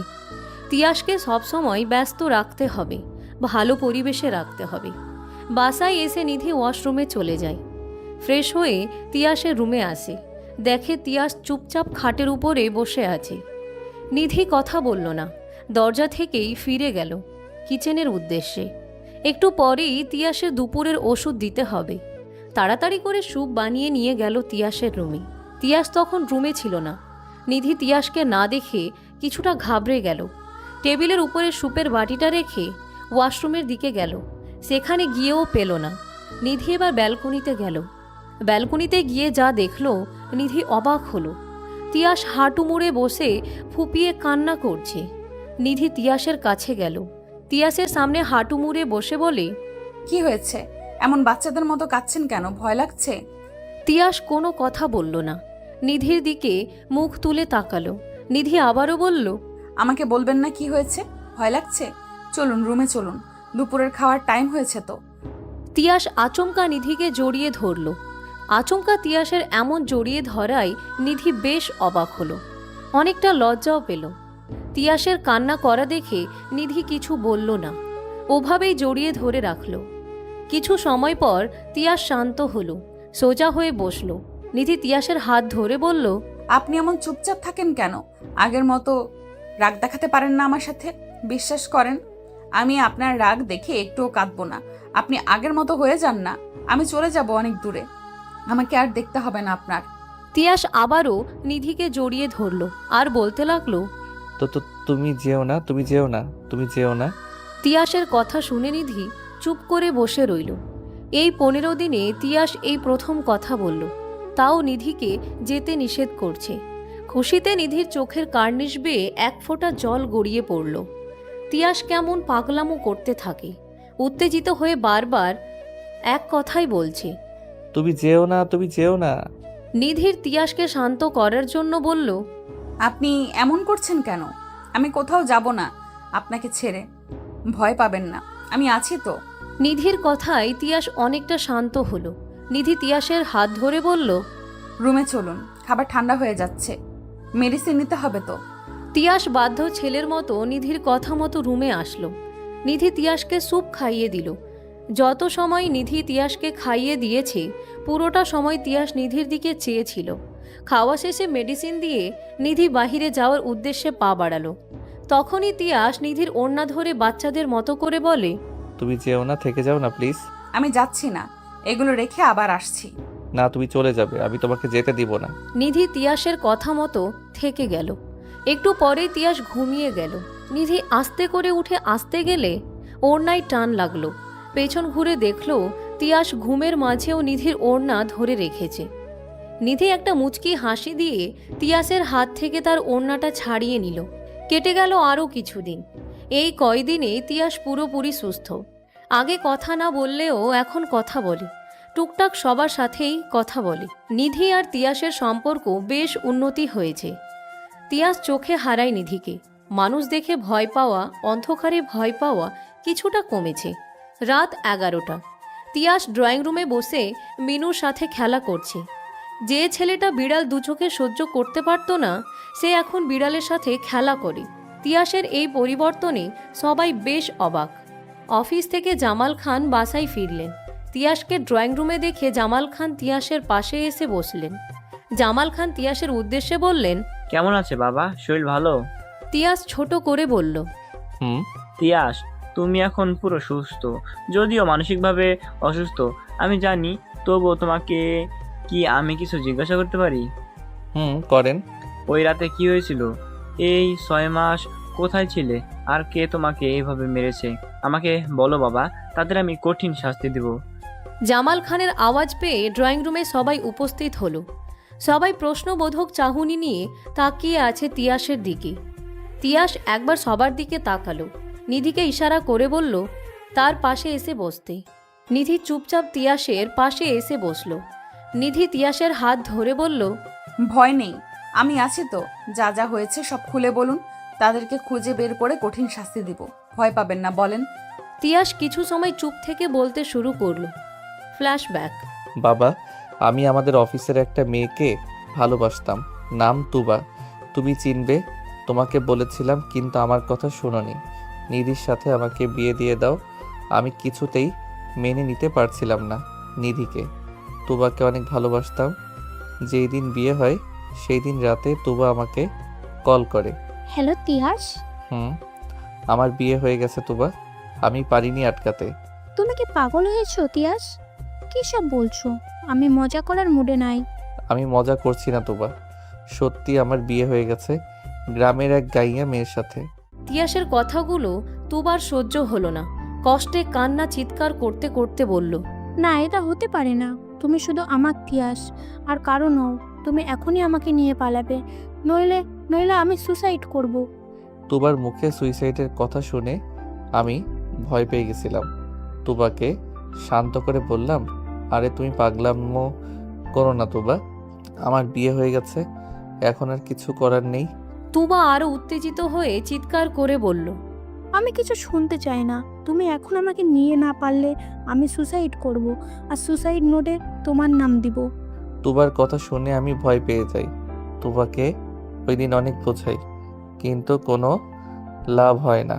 কোনো উপায় না পেয়ে ওই রাতেই তুবাকে নিয়ে আমি পালিয়ে যাই। আমাদের এলাকা পার হওয়ার পর রাস্তায় কিছু লোক আমাদের গাড়ি আটকে দাঁড়ায়। আমি গাড়ি থেকে নেমে তাদেরকে জিজ্ঞেস করি, কি হয়েছে ভাই, আমাদের গাড়ি আটকেছেন কেন? লোকগুলো বিশ্রীভাবে হাসতে থাকে। তাদের মধ্যে একজন বলে, কি সোনামোনারা, এত রাতে একা একটা মেয়েকে নিয়ে কোথায় যাওয়া হচ্ছে? যেখানেই যাই তা আপনাদের কি, আমাদের রাস্তা ছাড়ুন। তাদের মধ্যে আরেকটা লোক বলল, এই তোরা এদেরকে ছেড়ে দে, বেচারা বউ নিয়ে রাতে বের হয়েছে। ধন্যবাদ ভাই, প্লিজ আমাদের যেতে দিন। সেই লোকটা আবার বলে উঠে, হ্যাঁ হ্যাঁ, তোমাকে যেতে দিব, কিন্তু পাখিটাকে রেখে তারপর ছেড়ে দিব। বলেই তারা আমাকে মারতে থাকে। তারা একসঙ্গে অনেকজন থাকায় আমি তাদের সাথে পেরে উঠি না। ওনা আমাকে মেরে তুবাকে তাদের সঙ্গে নিয়ে যায়। আমাকে বেশি মারিনি, সজ্ঞানে ছিলাম। তাদের পিছু করে আমিও যাই।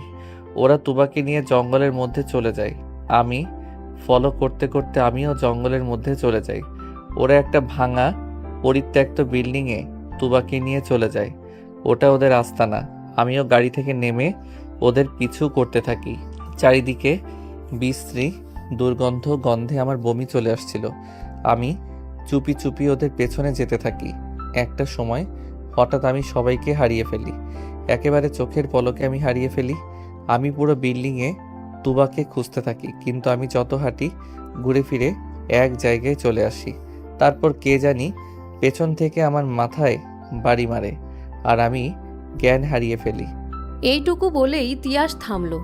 রুমে এসি চলার সত্ত্বেও তিয়াসের কপাল বেয়ে ঘাম ঝরছে, ভয়ে হাত পা কাঁপছে, গলা শুকিয়ে কাঠ। সবাই এতক্ষণ মন দিয়ে তিয়াসের কথাগুলো শুনছিল। তিয়াসকে ভয় পেতে দেখে নিধি বলল, আপনি ভয় পাবেন না, দেখেন আমরা সবাই আছি, ভয় নেই আপনার। নিধির কথায় তিয়াস একটু স্বস্তি পেল। কাপা কাপা গলায় বলল, আমি পানি খাবো। পানি খাওয়ার কথা শুনে নিধি উঠতে গেল।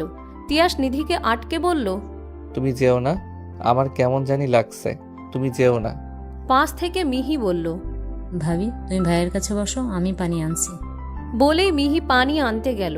মিহি পানি এনে তিয়াসকে দিল। ঢকঢক করে এক নিঃশ্বাসে পানি খেলো। জামাল খান বলল, নিধি তুমি তিয়াসকে নিয়ে রুমে যাও, বাকিটুকু আরেকদিন শুনবে। নিধি শ্বশুরের কথা মতো তিয়াসকে নিয়ে যেতে চাইল, কিন্তু তিয়াস নিধিকে বাধা দিয়ে বলল, আমি সব বলতে চাই, আমি রুমে যাব না। রুমা বেগম বাধা দিতে গেলে জামাল খান ইশারায় মানা করে দিলেন। যে করেই হোক তিয়াসের ভয়টা ভাঙাতে হবে। জামাল খানের ইশারা পেয়ে রুমা বেগম চুপ করে রইলেন। তিয়াস আবার বলা শুরু করলো, আমার যখন জ্ঞান ফিরল তখন আমি দেখলাম আমাকে অন্ধকারে একটা ঘরের মধ্যে আটকে রেখেছে। আমি তুবা তুবা বলে চিৎকার করতে লাগলাম, কেউ এলো না। আমি অন্ধকারের মধ্যে পড়ে থাকলাম। অনেক চেষ্টা করলাম নিজেকে ছাড়ানোর, হাতের বাঁধন খোলার, কিন্তু পারলাম না। জানো বাবা, ও আমার সামনে 2 দিন পর এসেছিল। ও আমাকে 2 দিনের মধ্যে দানা পানি খেতে দেয়নি। বাঁচার আশা ছেড়ে দিয়েছিলাম, একটু পানির জন্য ছটফট করেছিলাম, কিন্তু ও আসেনি, আমাকে কেউ পানি দেয়নি। তিয়াসের কথায় রুমা বেগম ফুপিয়ে কান্না করে দিলেন। মিহি আর নিধি নীরবে চোখের পানি ফেলছে। জামাল খান স্তব্ধ হয়ে বসে রইলেন। তার একমাত্র ছেলেটা এত কষ্ট করেছে, আর সে কিনা একটাবার খোঁজও নেয়নি। তিয়াস নিজেও ফুপিয়ে উঠলে নিধি সান্ত্বনা দিয়ে বলল, এখন তো সব ঠিক হয়ে গেছে, আপনি আর ভয় পাবেন না, আমরা সবাই আছি তো। আচ্ছা, ওটা কে, ওই খারাপ লোকগুলো? তিয়াস কিছুক্ষণ চুপ থেকে বলল, তুবা, এই সব কিছু তুবার প্ল্যান ছিল। তিয়াসের কথাটাই সবাই বেশ হতভম্ব হলো। যে মেয়ে তিয়াসকে ভালোবাসে সে এমন কেন করতে পারে? নিধি কৌতূহল নিয়ে আবারও জিজ্ঞেস করল, আচ্ছা, এরপর কি হয়েছে সবটা খুলে বলুন। তুবার না আপনাকে ভালোবাসে, তাহলে তুবা কেন এমন করবে? তিয়াস আবারও কিছুক্ষণ থেমে বলল, 2 দিন পর আমি পানি তৃষ্ণায় ছটফট করতে থাকি, জ্ঞান হারাবো এমন সময় কেউ একজন আমার মুখের উপরে পানি ঢেলে দিল। আমি ধরফড়িয়ে উঠি, চোখ মেলে তাকাতেই তুবাকে দেখি। তুবাকে দেখে আমার মুখে হাসি ফুটে ওঠে। আমি খুশিতে চিলিক দিয়ে বললাম, তুবা, তুবা, তুমি ঠিক আছো? ওই লোকগুলো তোমার কোনো ক্ষতি করেনি তো? তিয়াসের কথায় তুবা অট্ট হাসিতে মেতে উঠল। তুবার এমন বিকট হাসি দেখে আমি আশ্চর্য হলাম। তুবা, তুমি এমন হাসছো কেন? আমার দড়ি খুলে দাও, ওই বাজে লোকগুলো চলে আসবে, আমাদের পালাতে হবে তো। তুবা হাসি থামিয়ে কর্কশ গলায় বলল, এই চুপ, একদম চুপ। কোথায় পালাবি তুই? তোকে পালাতে দেওয়ার জন্য কি আমি এত প্ল্যান সাজিয়েছি? তুবার কথায় যেন আমি আকাশ থেকে পড়লাম। কি বলছে কিছুই আমার মাথায় ঢুকছে না। আমি তুবাকে জিজ্ঞেস করলাম, তুবা, তুমি এসব কি বলছো? কিসের প্ল্যান? কিসের প্ল্যান বুঝতে পারছো না? তোমার সম্পত্তির প্ল্যান। সম্পত্তির মানে কি বলছো এসব? শোন, এসব প্রেম ভালোবাসা কিছুই না। তোর সাথে এতদিন আমি নাটক করে এসেছি। ভেবেছিলাম তোকে বিয়ে করে তোর বাড়িতে গিয়ে সব কয়েকটারে মেরে আমি আর আমার স্বামী রাজত্ব করব, কিন্তু তুই আগে থেকে বিয়ে করে বসে আছিস, তাই তো এত প্ল্যান। আমি তোমার কথাগুলো বিশ্বাস করতে পারছিলাম না। 3 বছর একটা মানুষ কিভাবে এত নিখুঁত অভিনয় করতে পারে? আমার কাছে সবকিছু মজা লাগছিল। আমি ওকে খুব ভালোবাসতাম। ওর এসব কথা আমার কাছে বিশ্বাসের অযোগ্য ছিল, কিন্তু এরপর যা বলল আর আমার সাথে যা যা করলো, বিশ্বাস না করে আর পারিনি। বিশ্বাস হচ্ছে না তো তিয়াস? আমি দুদিকে মাথা নাড়িয়ে না বোঝালাম। তখন ওই অন্ধকার রুমে আলোকিত করে কেউ একজন দরজা খুলল। 2 দিন পর আমার চোখে আলোর রশ্মি পড়ার সাথে সাথে আমি চোখ খিচে বন্ধ করে ফেলি। লোকটি অন্ধকার ঘরটার মধ্যে ঢুকে আবারও দরজা বন্ধ করে দিল। আমি লোকটার দিকে তাকালাম। অন্ধকারে আবছা আলোয় লোকটাকে দেখলাম, কিন্তু চিনতে পারলাম না। তুবা লোকটাকে জড়িয়ে ধরে বলল, হাই ডার্লিং, তোমার আসতে এত দেরি হলো কেন? আমাদের শিকার এখন আমাদের হাতের মুঠোয়। এই তো আমি ডার্লিং, তা তো দেখতেই পাচ্ছি। লোকটা আমার সামনে এসে বিশ্রী হাসি দিয়ে বলল, কি মিস্টার তিয়াস খান, শেখা গিয়ে কেমন ফিল হচ্ছে? আমি অবাক হয়ে ওদের কথাগুলো শুনতে লাগলাম। লোকটা আবারও বলতে শুরু, শোন, ভালোই ভালোই সব সম্পত্তি আমার নামে লিখে দে, সেগুলা বিক্রি করে আমরা চলে যাব। তুইও তোর এই গাইয়া বউ নিয়ে কোনো এক গ্রামে সুখে সংসার করিস। এখন বল কি করবি? আমি তাদেরকে বললাম, দেখেন, আপনি কে আমি জানি না। আপনি মনে হয় আমার ব্যাপারে সব জানেন, তাহলে এটাও আপনার জানার কথা, আমার সব সম্পত্তি আমার বাবার নামে, আমার নামে কিছুই নেই। তাই আমাকে ধরে রাখা ফালতু ছাড়া কিছুই না। আমার কথা শুনে তারা দুজন অবাক হলো। এমনটা বোধহয় তারা আশা করেনি। লোকটা তুবার উপরে রাগ দেখিয়ে বলল, কি মাল ফটিয়েছিস, শালা তো সব থাকতেও ফকির। আমি কি জানতাম নাকি শালা বাপের একমাত্র ছেলে? তাই ভেবেছিলাম সব সম্পত্তি হয়তো ওর নামে। বড় দানটা মিস হয়ে গেল। ধ্যাত, এটাকে আর বাঁচিয়ে রাখা যাবে না, ছেড়ে দিলে আমরা ফেসে যাব। মিস হয়নি পাগলা, কিছু তো হাত ছাড়া করতেই হবে। তুবা আমার দিকে এগিয়ে এসে বলে, ব্যাংক কার্ডে কত টাকা আছে? আমি ভয়ে বলে দিলাম 50 লাখের মতো আছে। তুবা তাচ্ছিল্য করে বলল, যার ব্যাংক অ্যাকাউন্টে 50 লাখ টাকা থাকতে পারে তার নামে কোনো সম্পত্তি নেই? বোকা পেয়েছিস আমাদের কে? লোকটা ভ্রু কুঁচকে তুবার দিকে তাকিয়ে ইশারা করলো। তুবাও সেই ইশারায় সায় দিয়ে বলল, এটাকে এখন মারতে হবে না, খোঁজ খবর নেই আগে, তারপরে কি করা যায় দেখা যাবে। তারপর ওরা চলে গেল, আমাকে রেখে গেল অন্ধকার রুমে ফেলে। আমি ওদের কাছে বারবার আকুতি করি আমাকে ছেড়ে দিতে, কিন্তু দেয়নি। ওরা আমাকে ওই রুমে আটকে রেখে আমার ব্যাংকের সব টাকা তুলে আমেরিকা চলে যায়। ওদের চেলাপেলাকে বলে পাহারা দিতে। জানো, আমাকে ওরা 2 বেলা খেতে দিত, কোনো দিন দিতই না। ওই অন্ধকার রুমে বন্দি হয়ে থাকি। মাঝে মাঝে কিছু লোক এসে আমার কাছে জিজ্ঞাসাবাদ করে। আমি কিছু বলতে না চাইলে আমাকে মারধর করে। 17 দিন আগে চুপি চুপি একটা লোক আসে আমার কাছে। লোকটা ওদের মধ্যে একজন। লোকটা এসে আমাকে বলে, তোকে আমি পাতালে সাহায্য করব যদি তুই আমার একটা কথা রাখিস। আমি লোকটার দিকে অবাক হয়ে তাকালাম। আমার অবাক হওয়া দেখে লোকটা বলল, অবাক হওয়ার কিছুই নেই, আমি সত্যি তোকে পাতালে সাহায্য করব, তুই শুধু আমার একটা কাজ করে দিবি। বল, করে দিবি? আমি পালানোর কথা শুনে উত্তেজিত হয়ে যাই। তাকে বলি, তুমি যা করতে বলবে আমি করব, তবুও আমাকে প্লিজ এখান থেকে যেতে দাও। লোকটার কথা বাড়ালো না, আমাকে নিয়ে চুপি চুপি ওই জঙ্গল থেকে বেরিয়ে এলো।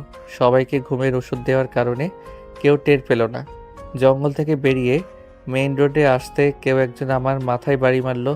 পেছনে তাকাতেই দেখলাম ওদের দলের সর্দার মেরেছে। আমাকে যে লোকটা পালাতে সাহায্য করেছে তাকেও মারতে যাবে, তার আগে আমি ধরে ফেলি। দুজনে মিলে সর্দার মেরে পালিয়ে আসি। এতটুকু বলেই থামলো তিয়াস। সবাই মনোযোগ সহকারে সব কথাগুলো শুনল। সবাই বেশ অবাক হলো। রুমা বেগম ছেলেকে জড়িয়ে ধরে কাঁদছে। নিধি আর মিহিও কান্না করছে। জামাল খান তিয়াসকে বললেন, আচ্ছা বাবা, তুমি রুমে যাও, এসব কথা ভুলে যাও। আমি পুলিশকে দিয়ে ওদের খুঁজে বের করার চেষ্টা করছি আব্বাজান। নিধি তিয়াসকে নিয়ে রুমে চলে গেল। তিয়াস শারীরিকভাবে সুস্থ হলেও মানসিকভাবে অনেক অসুস্থ। তিয়াসের শরীর থেকে এখনও ঘাম ঝরছে। নিধি তিয়াসকে রুমে নিয়ে এসি অন করে দিল। তিয়াসের হাতে হাত রেখে বলল, আমি থাকতে আপনি এখনো ভয় পাচ্ছেন? দেখেন এই রুমটা কত আলোকিত, আপনি ভয় পাবেন না, আমি আছি না। তিয়াস নিধিকে শক্ত করে জড়িয়ে ধরল। আচমকা এমন জড়িয়ে ধরায় নিধি তাল সামলাতে না পেরে একটু পিছিয়ে গেল। তিয়াস নিধিকে জড়িয়ে ধরে বলল, তোমাকে ছেড়ে কেন দিন যেও না, তোমাকে ছেড়ে আমি ভুল করেছি, তোমাকে কষ্ট দিয়ে আমি পাপ করেছি, তোমাকে অপেক্ষা করিয়ে নিজে কষ্টে মরেছি। আমাকে তুমি মাফ করে দাও। আমি তোমাকে হারাতে চাই না, তুমি আমায় ছেড়ে যেও না। তিয়াসের কথা শুনে নিধি পাথরের মতো জমে যায়। সারা শরীর শিরশির অনুভূতি সৃষ্টি হয়। পেটের ভেতরে হাজারো প্রজাপতি উড়ে বেড়ায়। অদ্ভুত এক অনুভূতির জন্ম নেয়। নিধির কাঁধে তিয়াস আলতো করে ঠোঁট ছোঁয়ায়। তিয়াসের পরশ পেয়ে নিধি কেঁপে ওঠে। তিয়াস নিধিকে ছাড়িয়ে সোজা হয়ে দাঁড়ায়। নিধির মুখ তিয়াসের দু হাতের মধ্যে এনে আবেগীয় সুরে বলল, আমাকে মাফ করবে না বলো? কিন্তু আমি তো গাইয়া মেয়ে, আমি তো কোনো দিন আপনার স্ট্যাটাসে হতে পারবো না। আমার এই গাইয়া মেয়েকে চাই, অজপাড়া গায়ের এই নিধি নাম খ্যাত মেয়েটাকে চাই। আমাকে ফিরিয়ে দিও না বউ, মরে যাব কিন্তু। নিধি তিয়াসের ঠোঁটে আঙ্গুল রেখে তিয়াসকে চুপ করিয়ে বলে, খুশ, এমন কথা বলতে হয় না। তাহলে বলো, তুমি আমায় মাফ করেছো? আপনাকে কোনো দিন ভুল বুঝিনি, মাফ করি কিভাবে? তিয়াস নিধির ঠোঁট নিজের দখলে নিয়ে নেয়। তিয়াসের এমন আক্রমণে নিধি তাজ্জব বনে যায়। নিধি তিয়াসের থেকে নিজেকে ছাড়ানোর জন্য ছটপট করতে থাকে। তিয়াস নিধির ছটপট করা দেখে ঠোঁট ছেড়ে দেয়। নিধি হাঁপাতে থাকে। তিয়াসের বুকে কিল মেরে বলে, অসভ্য লোক তো আপনি। ও মা, বউয়ের থেকে নিজের হক নিতে গেলে বুঝি অসভ্য হয়ে যায়? তাহলে তো পৃথিবীর বিবাহিত প্রত্যেকটা পুরুষ অসভ্য। চুপ করুন তো আপনি, কি সব বলছেন? বলছি না, করে দেখাচ্ছি। আপনাকে আর করে দেখাতে হবে না, অসভ্য লোক কোথাকার। অনেক রাত হয়েছে, শুয়ে পড়ুন, আমি রুমে গেলাম। বলেই নিধি চলে যাওয়ার জন্য পা বাড়ায়। তিয়াস পেছন থেকে নিধির হাত ধরে আটকে দেয়। নিধি ভ্রুকুচকে তিয়াসের দিকে তাকায় আর ইশারায় বলে কি হয়েছে। তিয়াস ভাবলেশহীনভাবে বলল, আমার রুম থাকতে তুমি অন্য রুমে কেন যাবে? বউ আমার, রুমও আমার, তাহলে অন্য রুম কেন ইউজ করবে? নিধি প্রশ্নবোধক চাহনি নিয়ে বলল, আপনার মতলবটা কি বলেন তো? এই কয়দিনে তো আপনি গুনে গুনে কথা বলতেন, আজকে হঠাৎ মুখে খই ফুটেছে, ব্যাপারটা কি? অত কিছু তোমার ভাবতে হবে না, চুপচাপ আমার কাছে শুতে আসো, নইলে কিন্তু এখন আমি জোর করে স্বামীর হক আদায় করব। নিধি ভয় পেয়ে বলে, এই না না, আমি যাচ্ছি, আপনার কাছেই শুতে যাচ্ছি। দুজনে শুয়ে পড়ল। তিয়াস নিধিকে বুকের মধ্যে চেপে ধরে বলল, জানো এই 6 মাসে আমার কি মনে হয়েছে? নিধি ছোট করে উত্তর দিল, কি? তিয়াস একটা বড় নিঃশ্বাস ফেলে বুকের ভেতরে যত কষ্ট ছিল, হাহাকার ছিল, সব যেন এই নিঃশ্বাসে বের করে দিচ্ছে। তিয়াস কিছু সময় চুপ থেকে বলে, আমি প্রত্যেকটা সময় তোমাকে মনে করেছি। আমি ভাবতাম আমি আর কখনো বের হতে পারবো না। ওই অন্ধকার রুমে হয়তো পচে গলে মরে যাব, কেউ টেরও পাবে না। নিজেকে খুব অপরাধী মনে হতো। সব সময় প্রার্থনা করতাম শেষ নিঃশ্বাস ত্যাগ করার আগে যেন একটিবার তোমার সাথে দেখা করার, তোমার কাছে একটাবার ক্ষমা চাওয়ার সুযোগ যেন আল্লাহ করে দেয়। আমার প্রার্থনা আল্লাহ শুনেছে। যেটুকু চেয়েছিলাম তার থেকেও বেশি দিয়েছে। চেয়েছিলাম ক্ষমা চাইতে, কিন্তু আল্লাহ আমাকে সংসার করার সুযোগ দিয়ে দিল। তিয়াসের কার্নিশ বেয়ে এক ফোঁটা জল গড়িয়ে পড়ল নিধির কপালে। নিধি নিজেও ফুপিয়ে কান্না করছে। তিয়াস নিধিকে জিজ্ঞেস করল, বউ, তোমার কি আমার কথা কখনো মনে পড়েনি? নিধি এবার জোরে কান্না করে দিল। কান্নামাখা কণ্ঠে বলল, আমি আপনার কথা সবসময় মনে করেছি। আপনি আমাকে ছেড়ে এক মেয়ে নিয়ে চলে গেছে। চিঠিতে পড়ার পরেও আপনাকে ঘৃণা করতে পারিনি। আমিও যে আপনাকে বড্ড ভালোবাসতাম। আমি কখনো ভাবিনি আপনাকে আমি আবার ফিরে পাবো। অনেক চেষ্টা করেছি, ভোলার পারিনি। আপনি অন্য কারোর হয়ে আছেন জেনেও নিজের অনুভূতিকে থামাতে পারিনি। আপনিও আমাকে মাফ করে দিয়েন। তিয়াস নিধির চোখ মুছে কপালে আলতো করে চুমু এঁকে দিয়ে বলে, অনেক রাত হয়েছে, এখন ঘুমাও। পরের দিন সকালবেলা। আজকে নিধি আর মিহির এক্সাম। নিধির বার্থডের পর থেকে আজই কলেজে যাচ্ছে। নিধিকে রেডি হতে দেখে তিয়াস বলল, কোথায় যাচ্ছ? কলেজ যাচ্ছি। মিহি এখন ছোট বাচ্চা নয় যে ওকে কলেজে পৌঁছে দিতে হবে। তুমি কোথাও যাবে না। তখন মিহি রুমে ঢুকলো। তিয়াসের কথা শুনে বলে, ভাইয়া, ভাবি আমাকে কলেজে পৌঁছে দিতে যাচ্ছে না, সে নিজে কলেজে যাচ্ছে। তিয়াস ভ্রুকুচকে মিহির দিকে তাকিয়ে বলল, কেন? নিধি কেন কলেজ যাচ্ছে? কারণ আজকে ভাবিরও এক্সাম। মিহির কথায় তিয়াস আকাশ থেকে পড়ল। অবাক হয়ে বলল, তোর ভাবি পড়ালেখা শুরু করলো কবে থেকে? এবার নিধি মুখ খুলে বলল, যখন আমার বয়স 5 বছর তবে থেকে, বুঝেছেন? কি তুমি পড়ালেখা করো তার মানে তুমি শিক্ষিত? সন্দেহ আছে আপনার? তাহলে তুমি আগে কেন বলনি? না বুঝে তোমাকে আমি কত কি না বলেছি। বলার প্রয়োজন মনে করিনি। তিয়াসের মনে মনে খুব খারাপ লাগলো। আগে কতই না বাজে কথা বলেছে নিধিকে, আর সেই নিধি কিনা বিপদে পাশে থেকেছে। তিয়াস গাড়ি নিয়ে মিহি আর নিধিকে কলেজে পৌঁছে দিল। নিধি যাওয়ার আগে তিয়াসের উদ্দেশ্যে বলল, এখন সোজা বাসায় যান, রাস্তায় কাউকে দেখে ভয় পাবেন না। আমি সব সময় আপনার সাথে আছি, বুঝেছেন? তিয়াস মুচকি হাসি দিয়ে বলল। আচ্ছা বউ, আমি একদম ভয় পাবো না।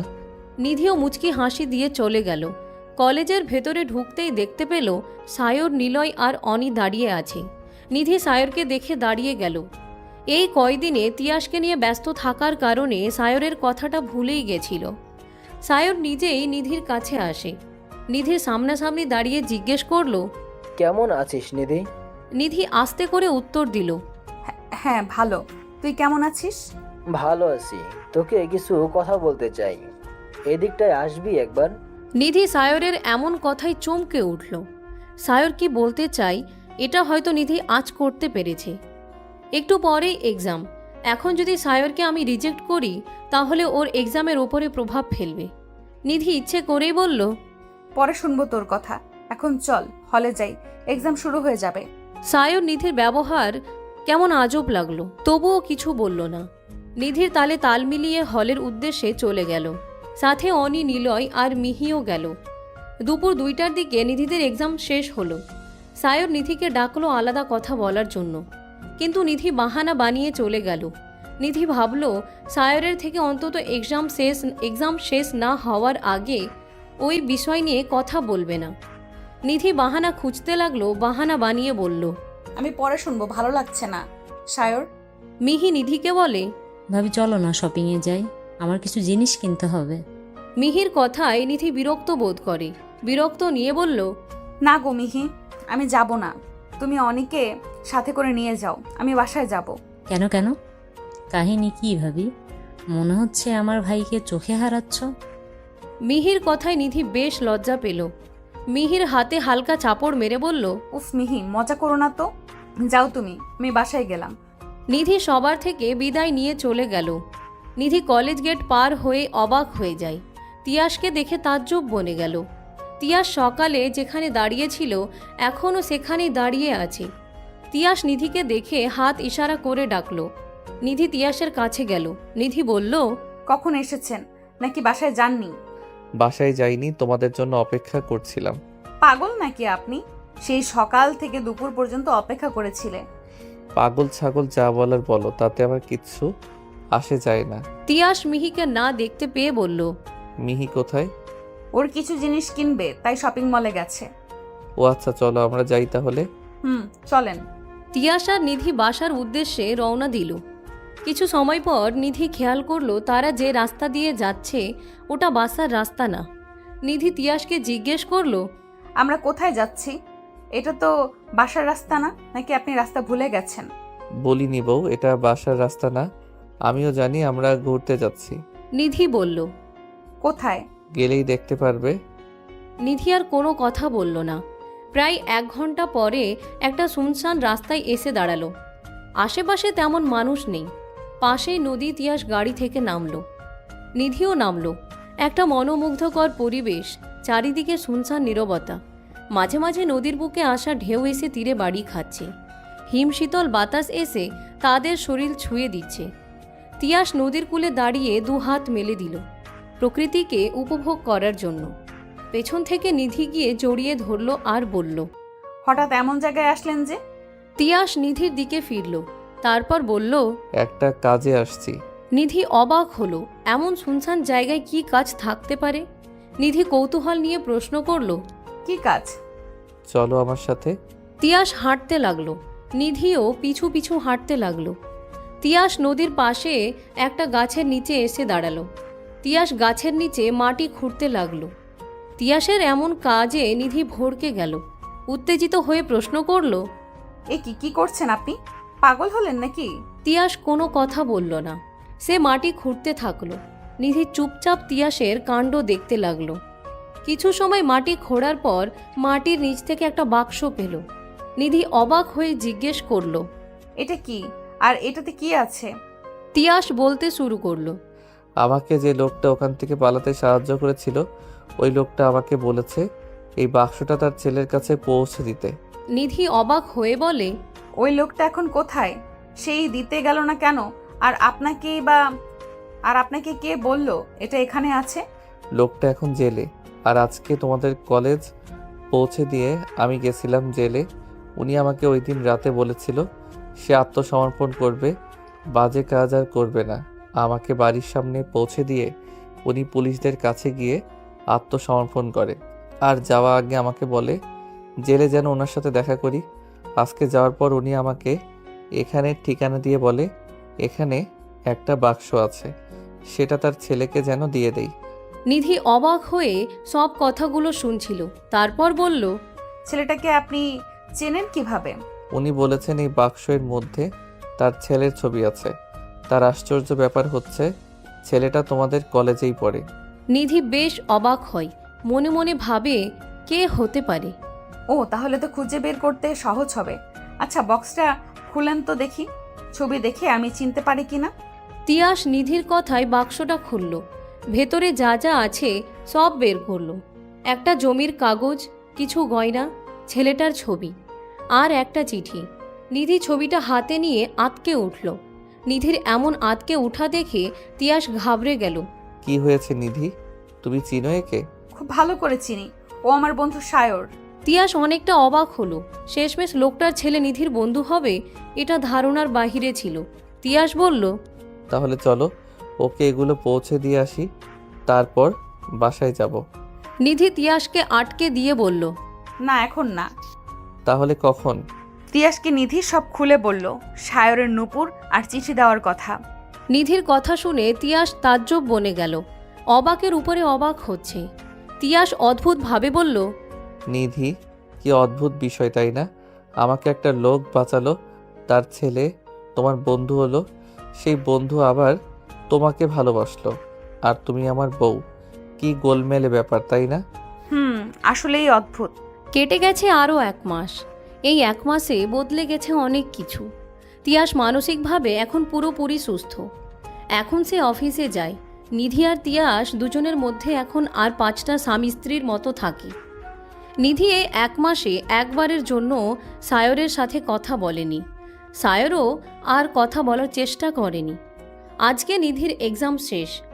তুবার হাজব্যান্ড আর তাদের গ্যাংকেও পুলিশ গ্রেফতার করেছে। জামাল খান তাদের সর্বোচ্চ শাস্তি দাবি করেছেন। আজকে তিয়াস আর নিধি প্ল্যান করেছে সায়রের সাথে দেখা করে ওকে সব বলবে। ভাবনা অনুযায়ী নিধি সায়রকে কল করে বলল একটা রেস্টুরেন্টে আসার কথা। সায়র প্রথমে অবাক হলেও সায়র নিধির কথা মতো একটা রেস্টুরেন্টে গেল। আর যাই হোক, সব ভুল বোঝাবুঝি মেটানো দরকার। একটু পরে নিধি আর তিয়াসও গেল। সায়র নিধির সাথে তিয়াসকে দেখে একটু অবাক হলো, তবুও নিজেকে স্বাভাবিক রাখলো। আসসালামু আলাইকুম। তিয়াস ভাই কেমন আছেন? সায়রের কথায় নিধি আর তিয়াস অবাক হলো। একে অন্যের মুখ চাওয়াচাওয়ি করলো। নিধি অবাক স্বরে বলল, সায়র, তুই ওনাকে চিনিস?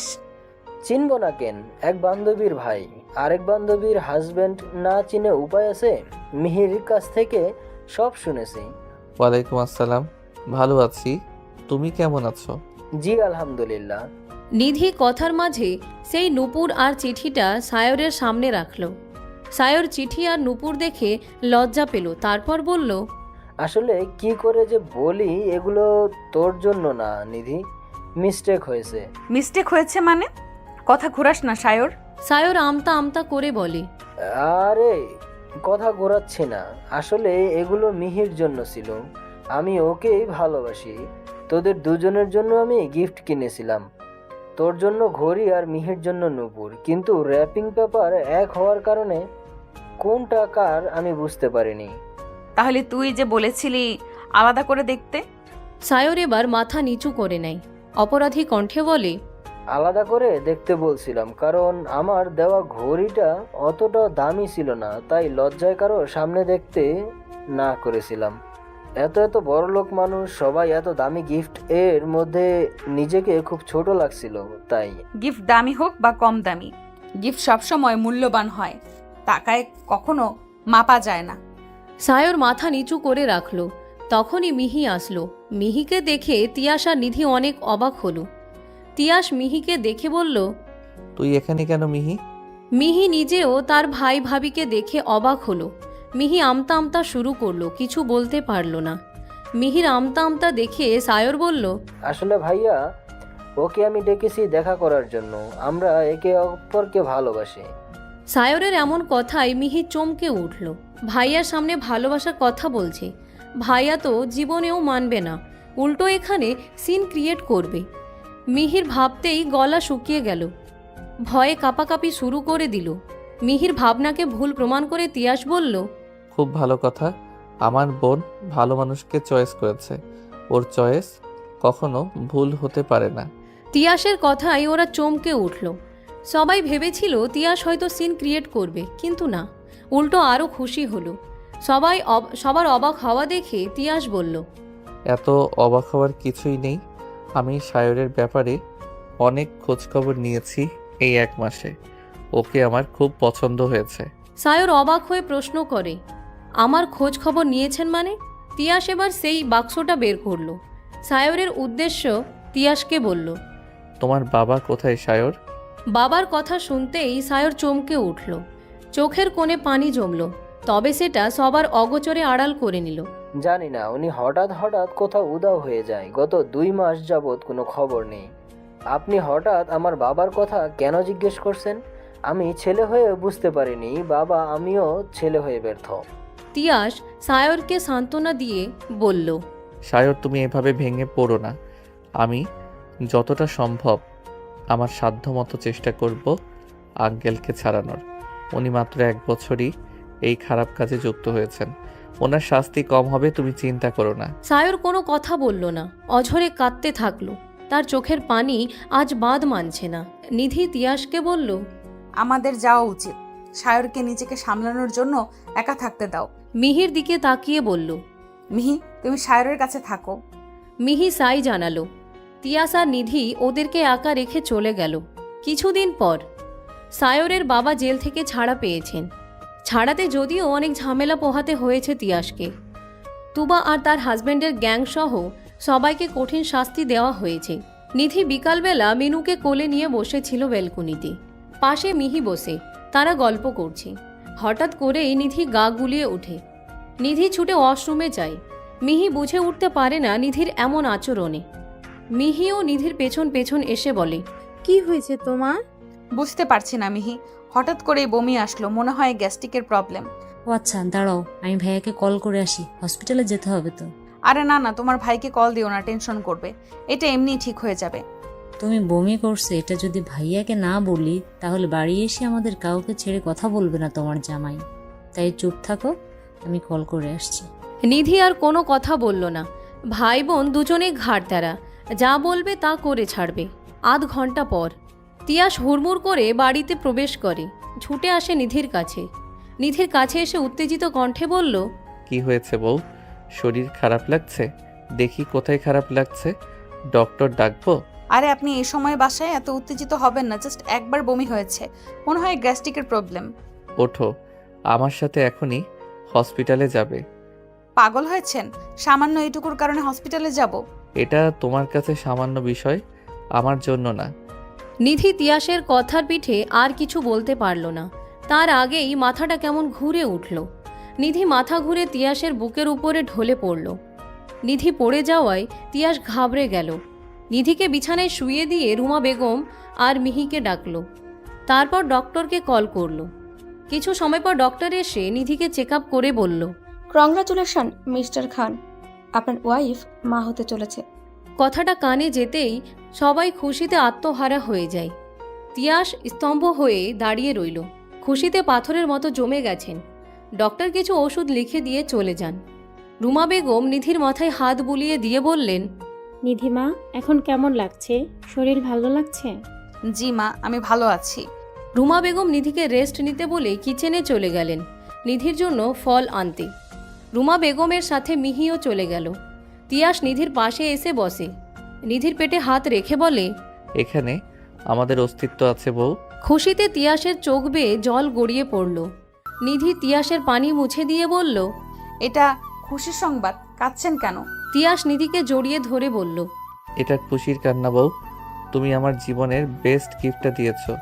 আমি কতটা খুশি হয়েছি তোমাকে বলে বোঝাতে পারবো। তোমাকে ধন্যবাদ বউ, আমার জীবনে আসার জন্য, আমাকে পরিপূর্ণ করার জন্য। তোমাকে হাজারবার ধন্যবাদ।